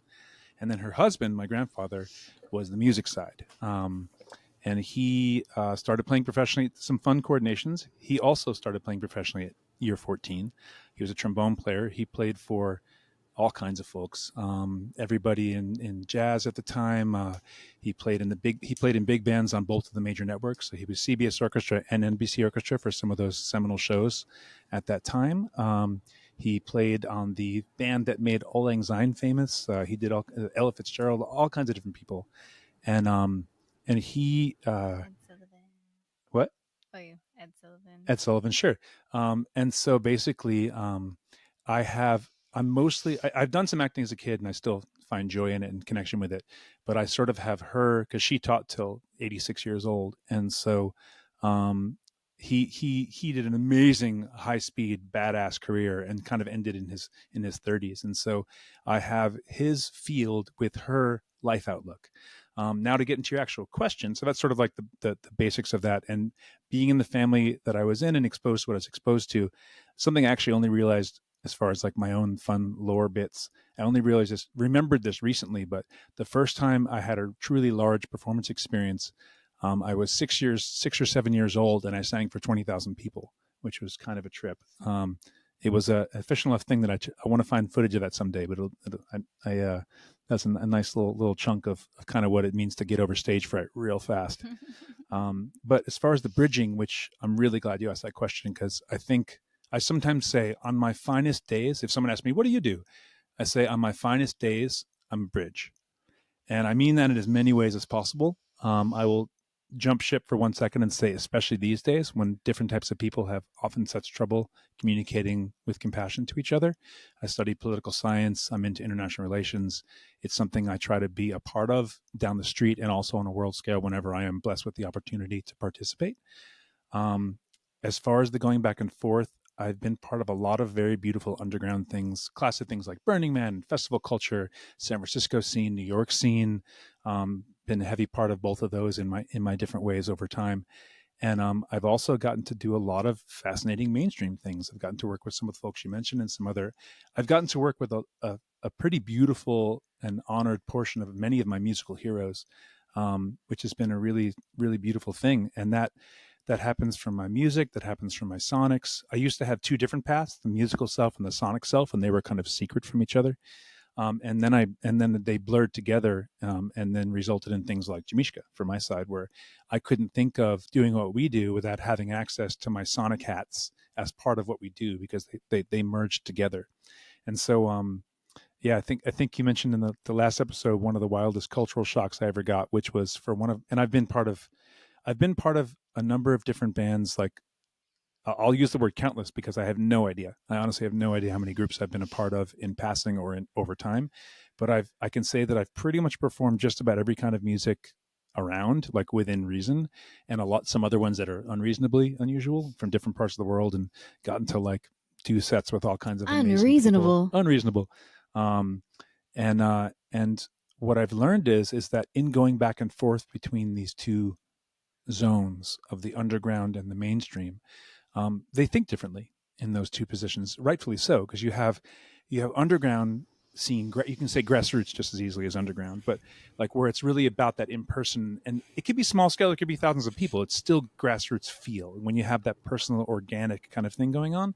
And I've been blessed, many blessings, to be part of so many wonderful things in that area. And then I've also gotten to do these very large scale things where, like, I've been on many tours where there's like 20 buses, like 10 tour buses and 20 trucks and like helicopter towers spinning with like light shows, and learning what that's like to take that kind of stuff. One tour I was on, we did like a show in Dubai in the desert, and there was a sandstorm and everything. All the gear got like sanded up. Luckily, most of it was not mine. And then it went from there to Argentina. Probably anyway. Well, because it went straight from there to Argentina into rainstorms. So, like, again, culture shock, literal, like, I mean, I think there were millions of dollars of damage on that tour. But the point is that the large scale things are used to doing things like when you go on a tour, and we're doing this now, literally us. When you go on a tour on a large scale, it goes without saying that you're going to tie into like different types of awareness campaigns and marketing, and maybe a local promoter, and you're going to figure out how to like let the people know in that large scale way. We need radio, we need this, we need TV. Like, how are we going to do that? And how can you think of it that way? We're like, and I love bringing some of those philosophies to my grassroots and underground type folks. And then the opposite is very much true, where you have the underground grassroots way of thinking of like, how do we connect with people person to person, peer to peer, and really have that groundswell thing going. And luckily in modern times, with technology and the internet and media as we have it, communication as we have it, these things are happening. They've been happening for some time, where we can take the underground ideas and grassroots ideas and bring them to mainstream things, and get those beneficial, compassionate ideas of sharing out into the large scale, and to also take some of those large scale techniques and be able to use them in the underground. Mm-hmm. And beautiful, up and down the spectrum, from small scale or grassroots to like crazy big epic pop stars or whatever. You still face a lot of the same dilemmas. Oh yeah, tech same. failures, Sandstorms, whatever. It's like, this is actually reassuring. I remember going on tour with him sometimes and seeing like crazy stuff happening, having to put out all these different fires, and like, we have the three best people in the world, and it's still got broke. Like millions of dollars here to work with, and this is still happening up and down. It's kind of nice to know. Yeah. So before we move on from the mainstream, just for fun, Sure. either both or pick your adventure, Madison Square Garden, the White House. Tell us about either one or both of those so we get a specific picture of one of these. Well, I will say that Yeah. I've actually gotten to come through Madison Square Garden with multiple acts at this point, and that one's particularly special to me because, as far as large scale, it's not even a very good room. Let's be real, but it's a special room because the energy of the people in it is amazing. It's sonically challenging, but that's an entirely different discussion. But as a kid who grew up in New York, coming through Madison Square Garden and being able to do shows there. Doesn't get much more fulfilling than that. Like my kid self is just like, wait, what now? And that's very, very amazing. But I will, in this case, I'll choose the White House because I think we talked about this before, but only in detail earlier.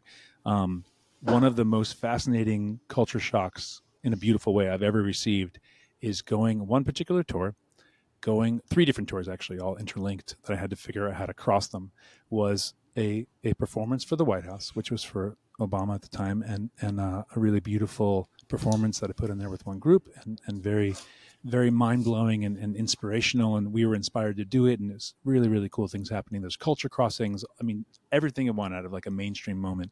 And then literally from a different project on a different budget, got flown straight into Burning Man to go be there for 2 or 3 days and can be completely in that culture, which I'd already been in for a while, and do like maybe 10 performances of different types. I think I built a stage or 2 while I was there and helped that happen, and then performed my butt off and didn't sleep probably. And you'll notice a theme here for both of us. And then I went straight from that. I'd booked a hotel room just for my other tour gear that I wasn't going to bring to Burning Man, for clarity's sake. To get that gear, literally, like I had a room so I could shower, get the gear, and then go to the airport and go directly from that with another group to a performance on a German television show. And so if you want to talk about the internal culture shock of going from one to the other, that's probably one of the most mind-blowing things I've experienced as a human in terms of how quickly we can truly pivot on like what's happening. That definitely would be one little nugget. Yeah. Yeah, I mentioned to you earlier when you started telling me about Obama that my co-founder, Alec, I gave some of his backstory, but when he was in high school, he got to go there to Washington and meet Obama because of the algorithm he invented. And then he had a minor planet named after him. So I'm realizing we work together every single day, but now I'm thinking we should get him on the podcast too. Awesome. Yeah. So you also, your bio also says that before you could read, you could make a whole jazz album single-handedly.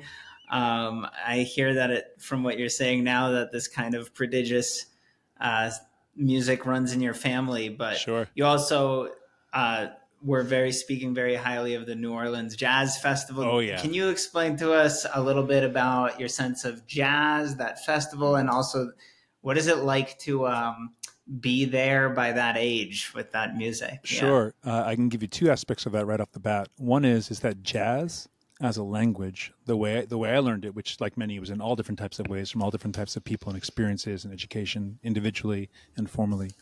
That jazz, when you really boil it down, one description, it's probably like a classic textbook thing, but one of the ways to look at jazz as an entity, the point is to learn every single possible thing in as many ways as possible about everything about music, and in this case jazz idiom, but it could be pretty wide.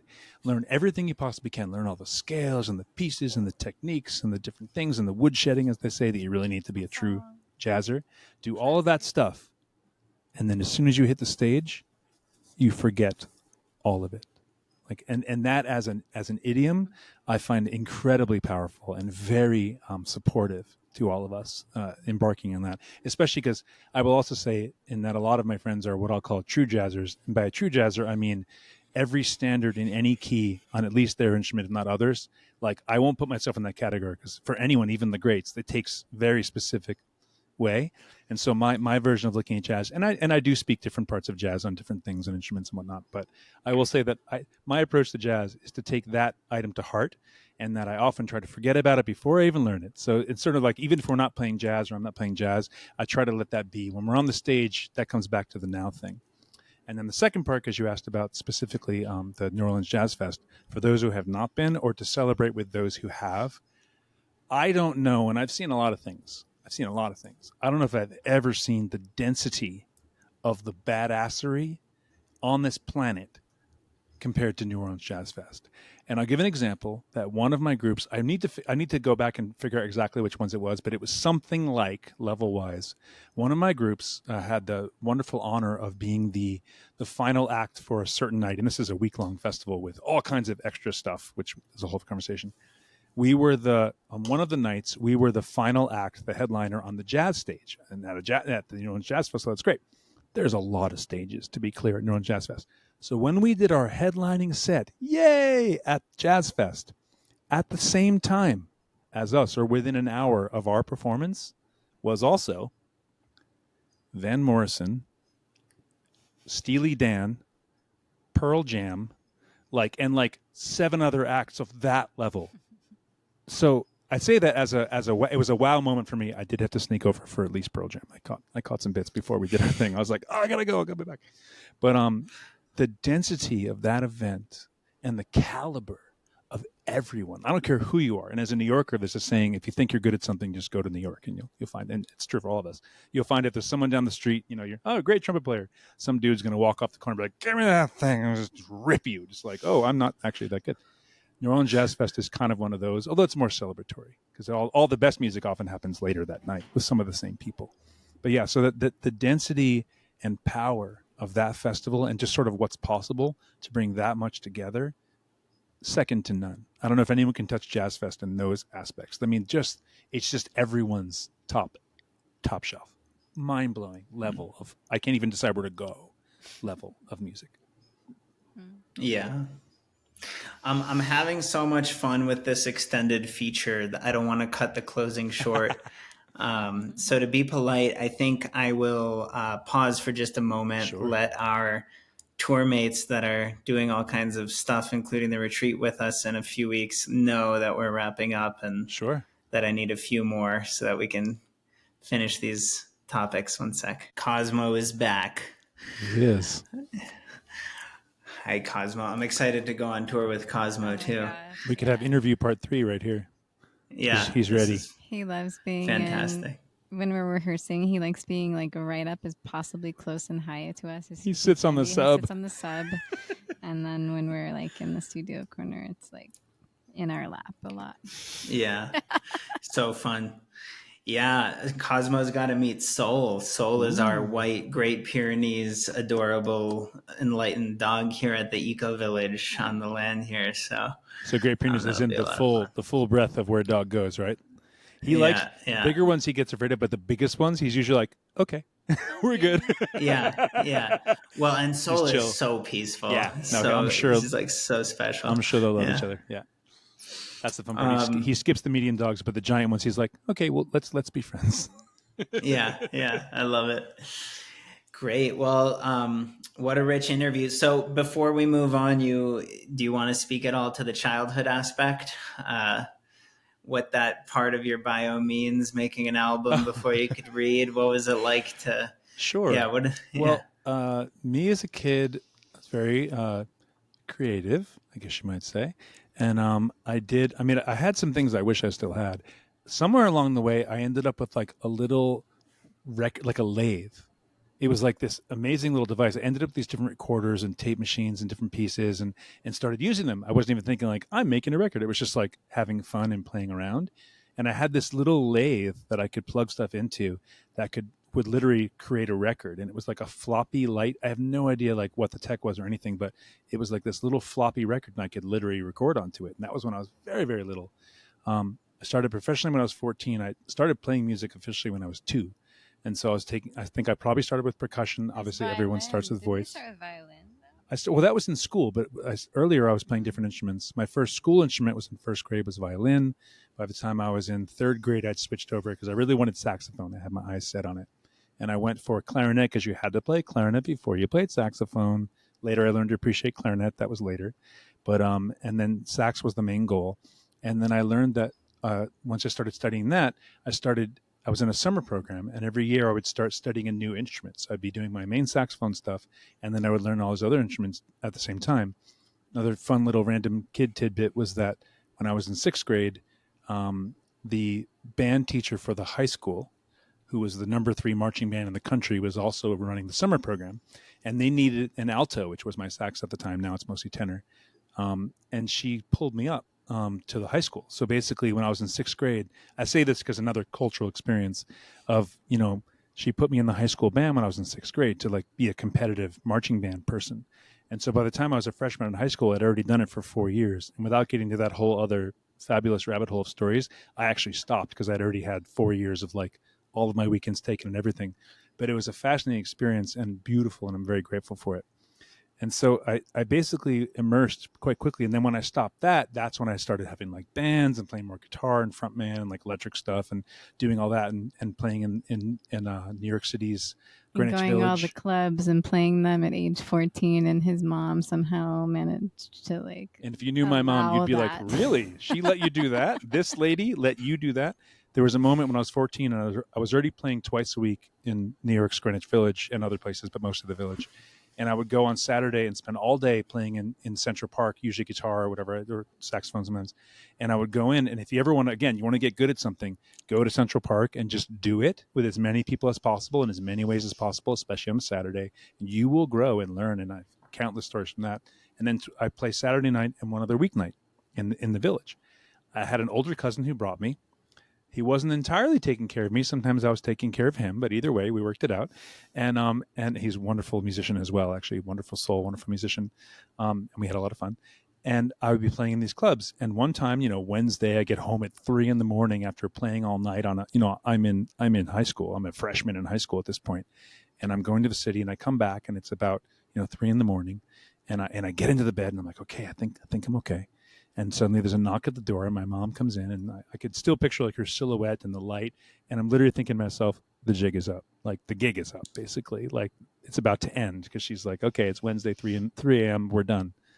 And she came in and she said, okay, so I see this is becoming a thing now. Like, I was waiting for the hammer to drop. And she said, well, she goes, you are currently maintaining good grades, and I had quite good grades.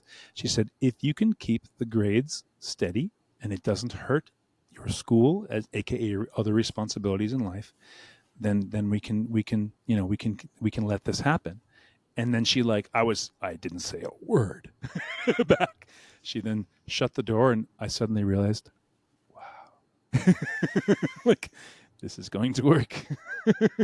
Mm-hmm. And kind of kept going from there. Awesome. It was meant to be. So I have a few final questions for Ishka Lha. Sweet. And the last one might be a little bit of all of us, both of you.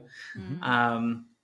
The first one is, you mentor people on the business side of art and being an artist. And, this can include both of you if relevant. It's just about a few key points. If you could summarize some essentials for us about that side of things, the mentoring people, and the business side in particular, like any free mentorship you want to provide for us right now.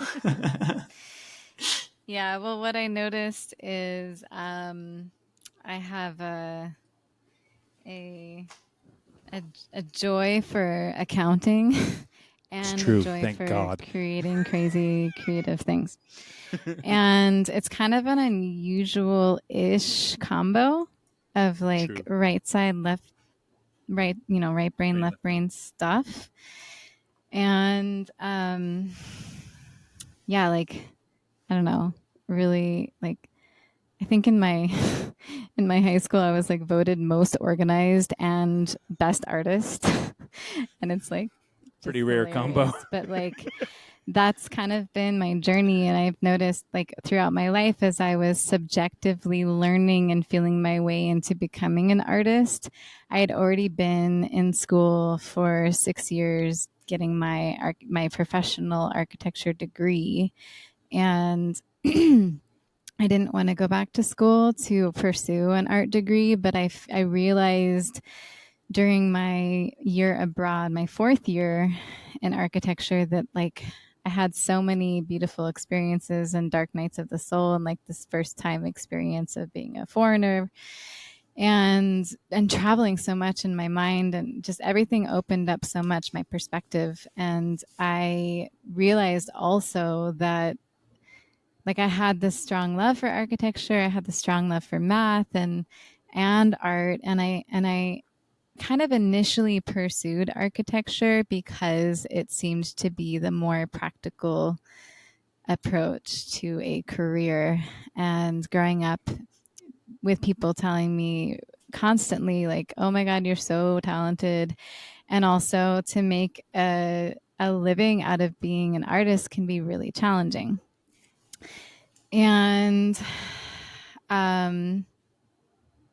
yeah, so that year, when I had my awakening also, it became clear that I really wanted to pursue art. And I also, at the time, because I was still so young, it was like this very big black and white almost decision that I thought I was making. And Success or the arts? Which do you want? But then I realized over time too that I could also do both. And but to focus and pursue my like bigger passion was really like it was a really pivotal moment in my life. And I also I've been quite organized in how I do that, and also in a lot of ways I was also feeling my way and figuring it out on my own, and also very subjectively. But I kept getting that comment of like, wow, you're like so well organized, and you're like really making a living as an artist, and it's like this kind of surprise in people's experience.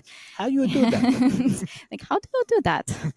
And also more questions from other creatives, especially ones who are first starting out, who really want to know like, how do you do that?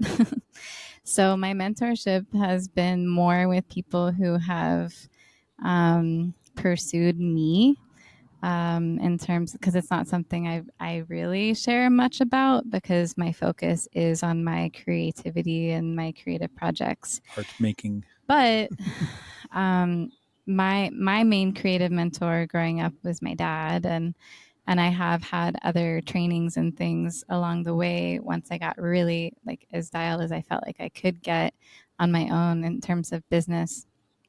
And so there's a lot that I've learned through my own experience, and also through these trainings that I've received, and just being able to share that with people starting out has been really fulfilling.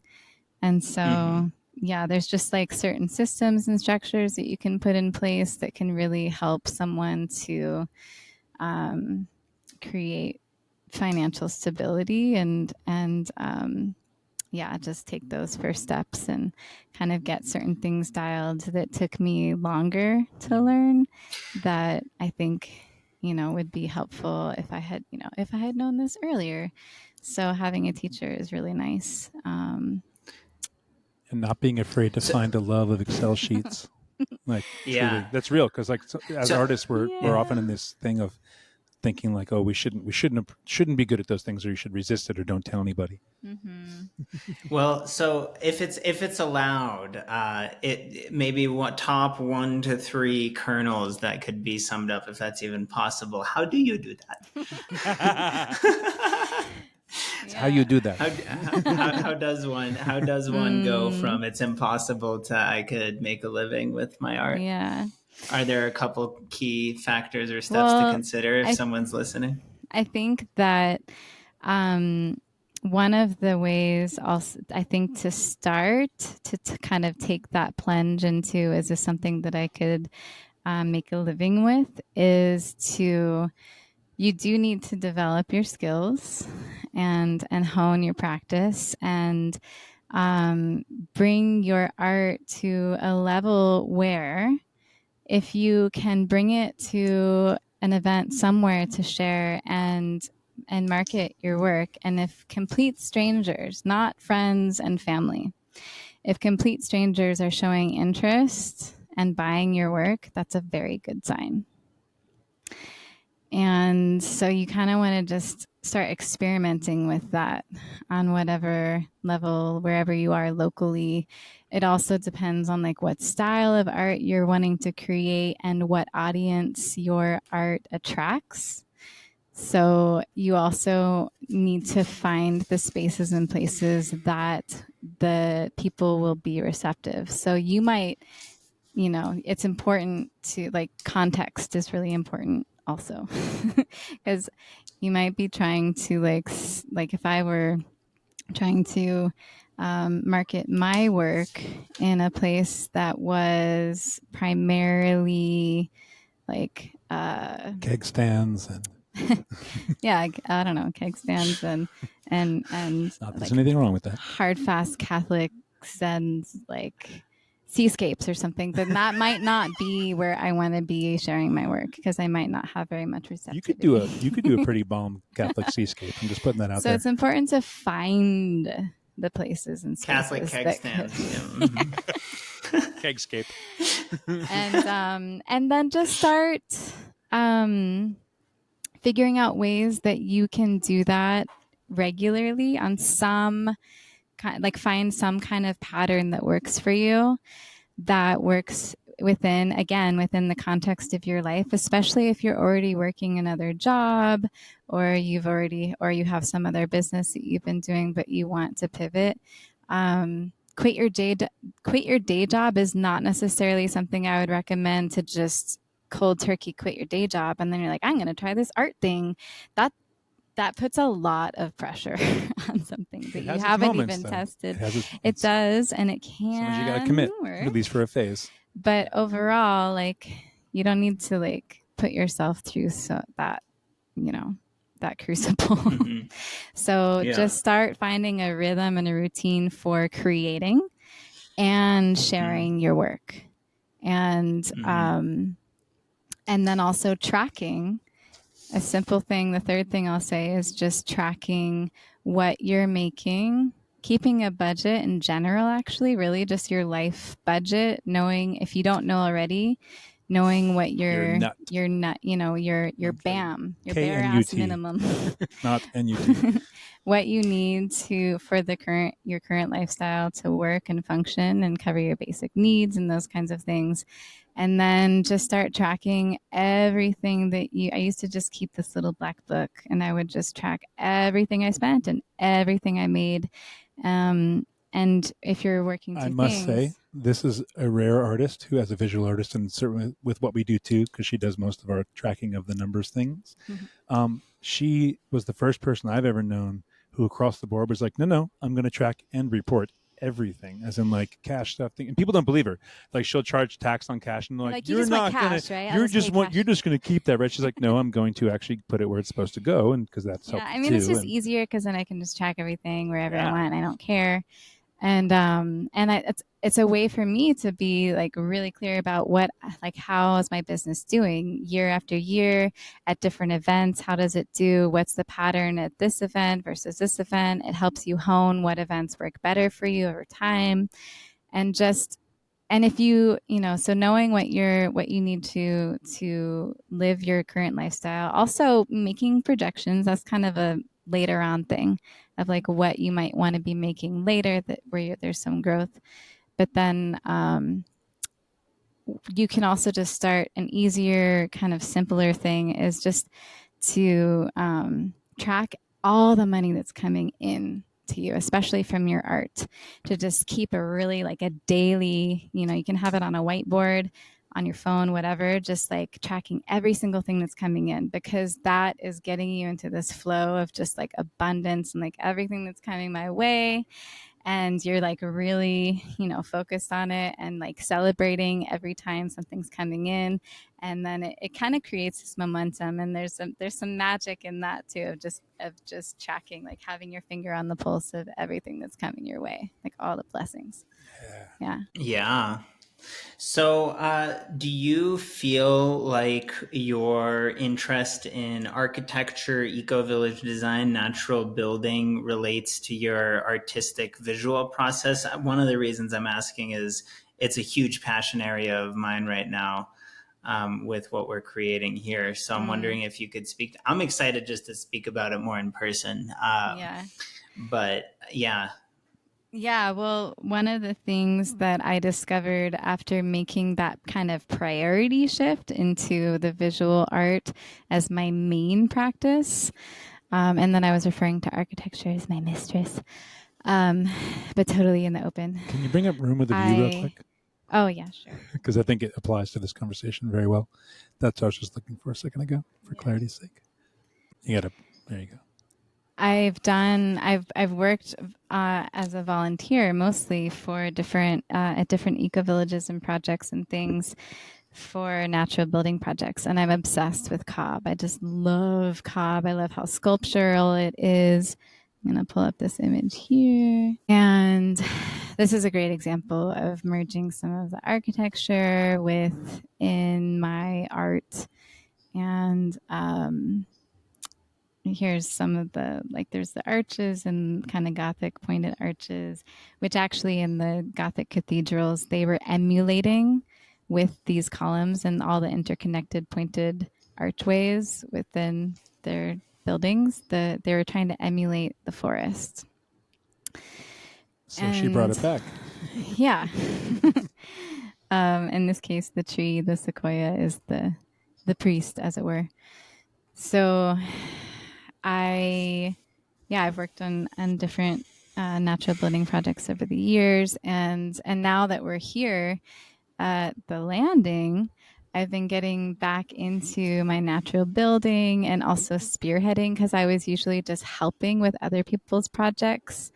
And so now I'm the one spearheading and showing people how to make cob, and getting back into it and doing soil tests here and getting to know the earth here really intimately. Super geeky. And it's really fun.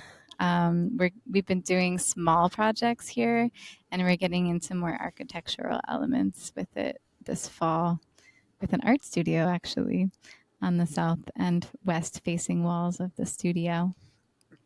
Yeah. So, yeah, and passive solar design and eco village design and the landscape design kind of incorporated into eco village design, and like how to incorporate the natural landscape, and working with what you have, and also getting really into some esoteric stuff with like how things are laid out and the flow of the movement throughout the grounds, and the shapes of the architecture of the spaces and what's happening in those spaces is all very, very interesting to me.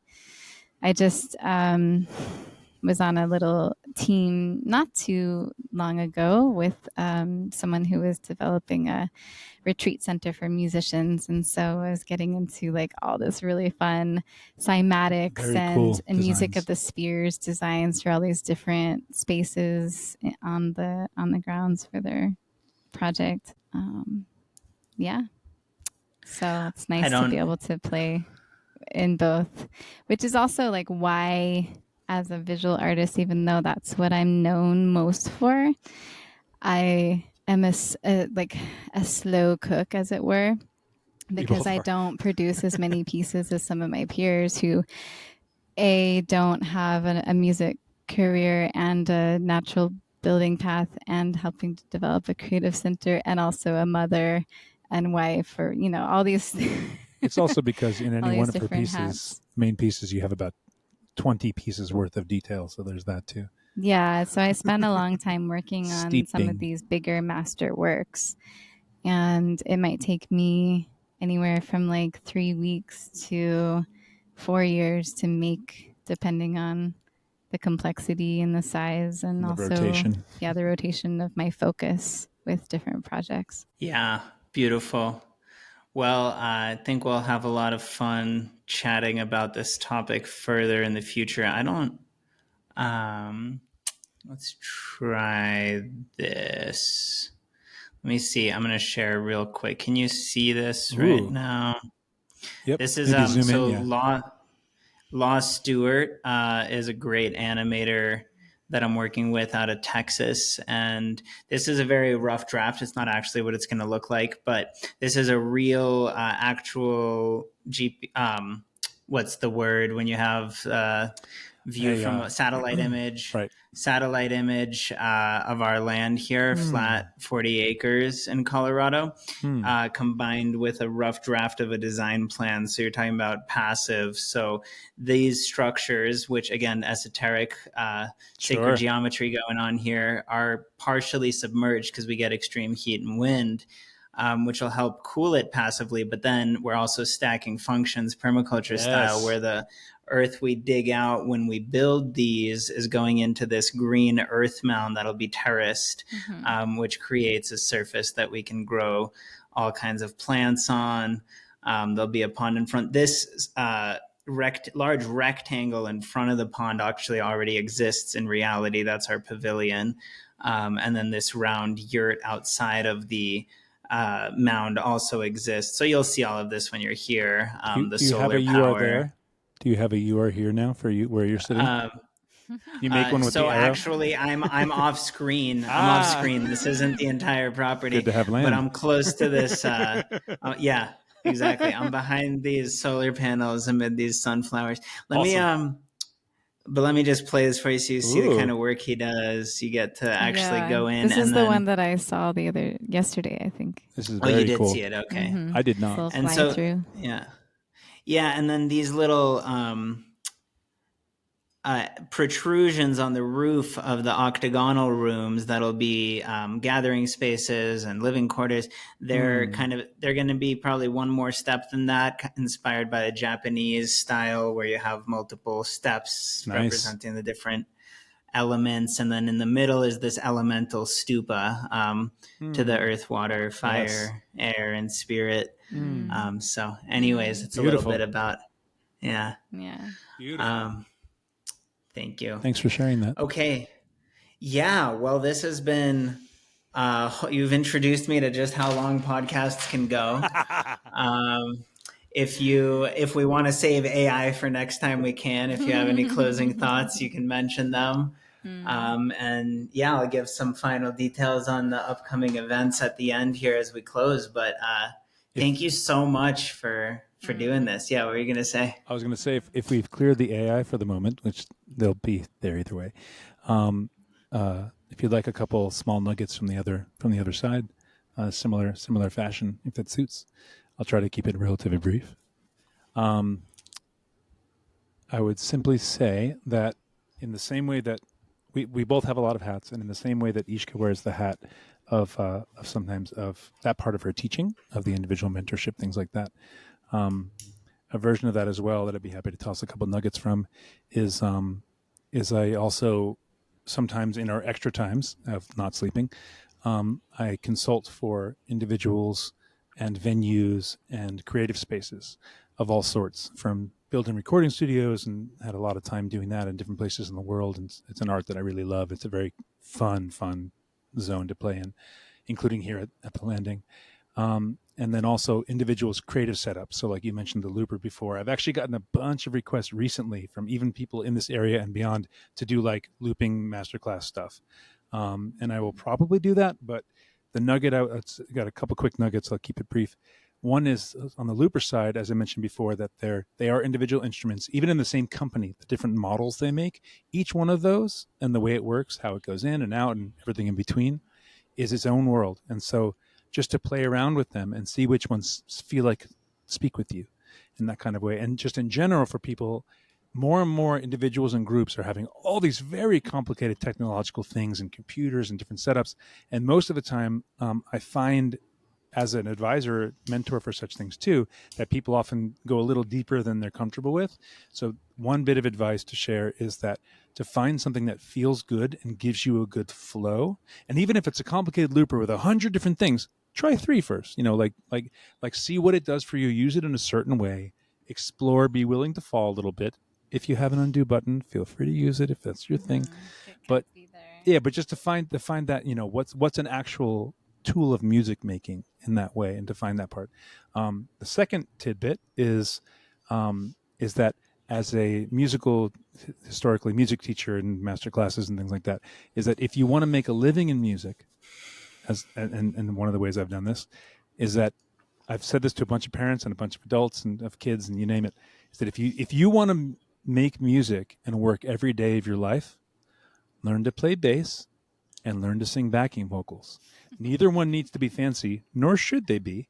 But if you can do those two things together, I promise you, whatever level, and bass, again, not complicated. We're talking solid, be the bass of the situation. You will work every day of your life. And the third thing is that I myself have gone back and forth. I've been in music for a minute, gone back and forth between situations where I have some other, usually music related or entertainment related job thing that's like also creative, but is enabling me to make music however I want. And that's important. And I've had time periods where that's the case, and those are beautiful. And then I've also had time periods, as have many of my friends and cohorts and inspirations, where it is also okay to take that risk in certain situations, especially if you have the fluidity to do it at any time, to be able to fully commit to having to make your life with your creativity. I mean, obviously you want to make sure you have like some foundation, so you're walking on a path that exists in some level, but to not be afraid of that, because there are times where having to make your living by making your art will make things happen that would never ever happen if you didn't have to get that done. And that's another level of like, once you've had the trial period and you know that this could be possible, at some point you just have to I call it when I made that leap, I took the floaties off. The swimmies. I took the floaties off of any other job or thing that I was working that wasn't art. Yeah. And what's his name? Fabulous pop guy who we did the Fillmore show with. That Matthew, we helped him produce a show and you did art. And who's the super sweet like L.A. I can't remember which one. He's a fabulous, wonderful pop artist that everybody would know if we said his name. But the name isn't as important. I think he'd be the first one to say it. Doesn't matter which one. But Jason Mraz. Jason Mraz, thank you. Jason Mraz had a great quote that was basically a friend of ours asked him, "When did you know that you had made it?" And his answer was, "I knew that I had made it the moment that I threw my guitar and my crap in my car and drove away from home." Literally, that was his he was famous for nothing. He had wherever he came from, but that was the moment. He said, the moment I put my stuff in, put it in the car, and drove away from the safety of my home. Yeah, and just and to kind of throw away the idea of a plan B. Burn the boats. Yeah. Because if you have a plan B, then you'll probably use it. You just know that it's okay to have like support nets. Like, that's fine. There is a part of that that's very real. But both are great. That's my main point. Our main point. Both are important. Yeah, it's amazing how wild our psychological limitations are and how much our capacity is exposed when it has to come up. The urgency and pressure of something shows us what we're actually capable of, which is so much more than we thought, because we're usually playing it safe and more than we realize. So indeed. These are deep topics. I guess it's so fun talking to y'all. We're going to have to keep AI for a whole nother. I know you guys have amazing insights and stuff I certainly haven't heard. It's very relevant for our times to say on that as artists and creatives and techies and everything. So such a great conversation too to have. Maybe the AI conversation is for on tour with all of us, like roundtable style.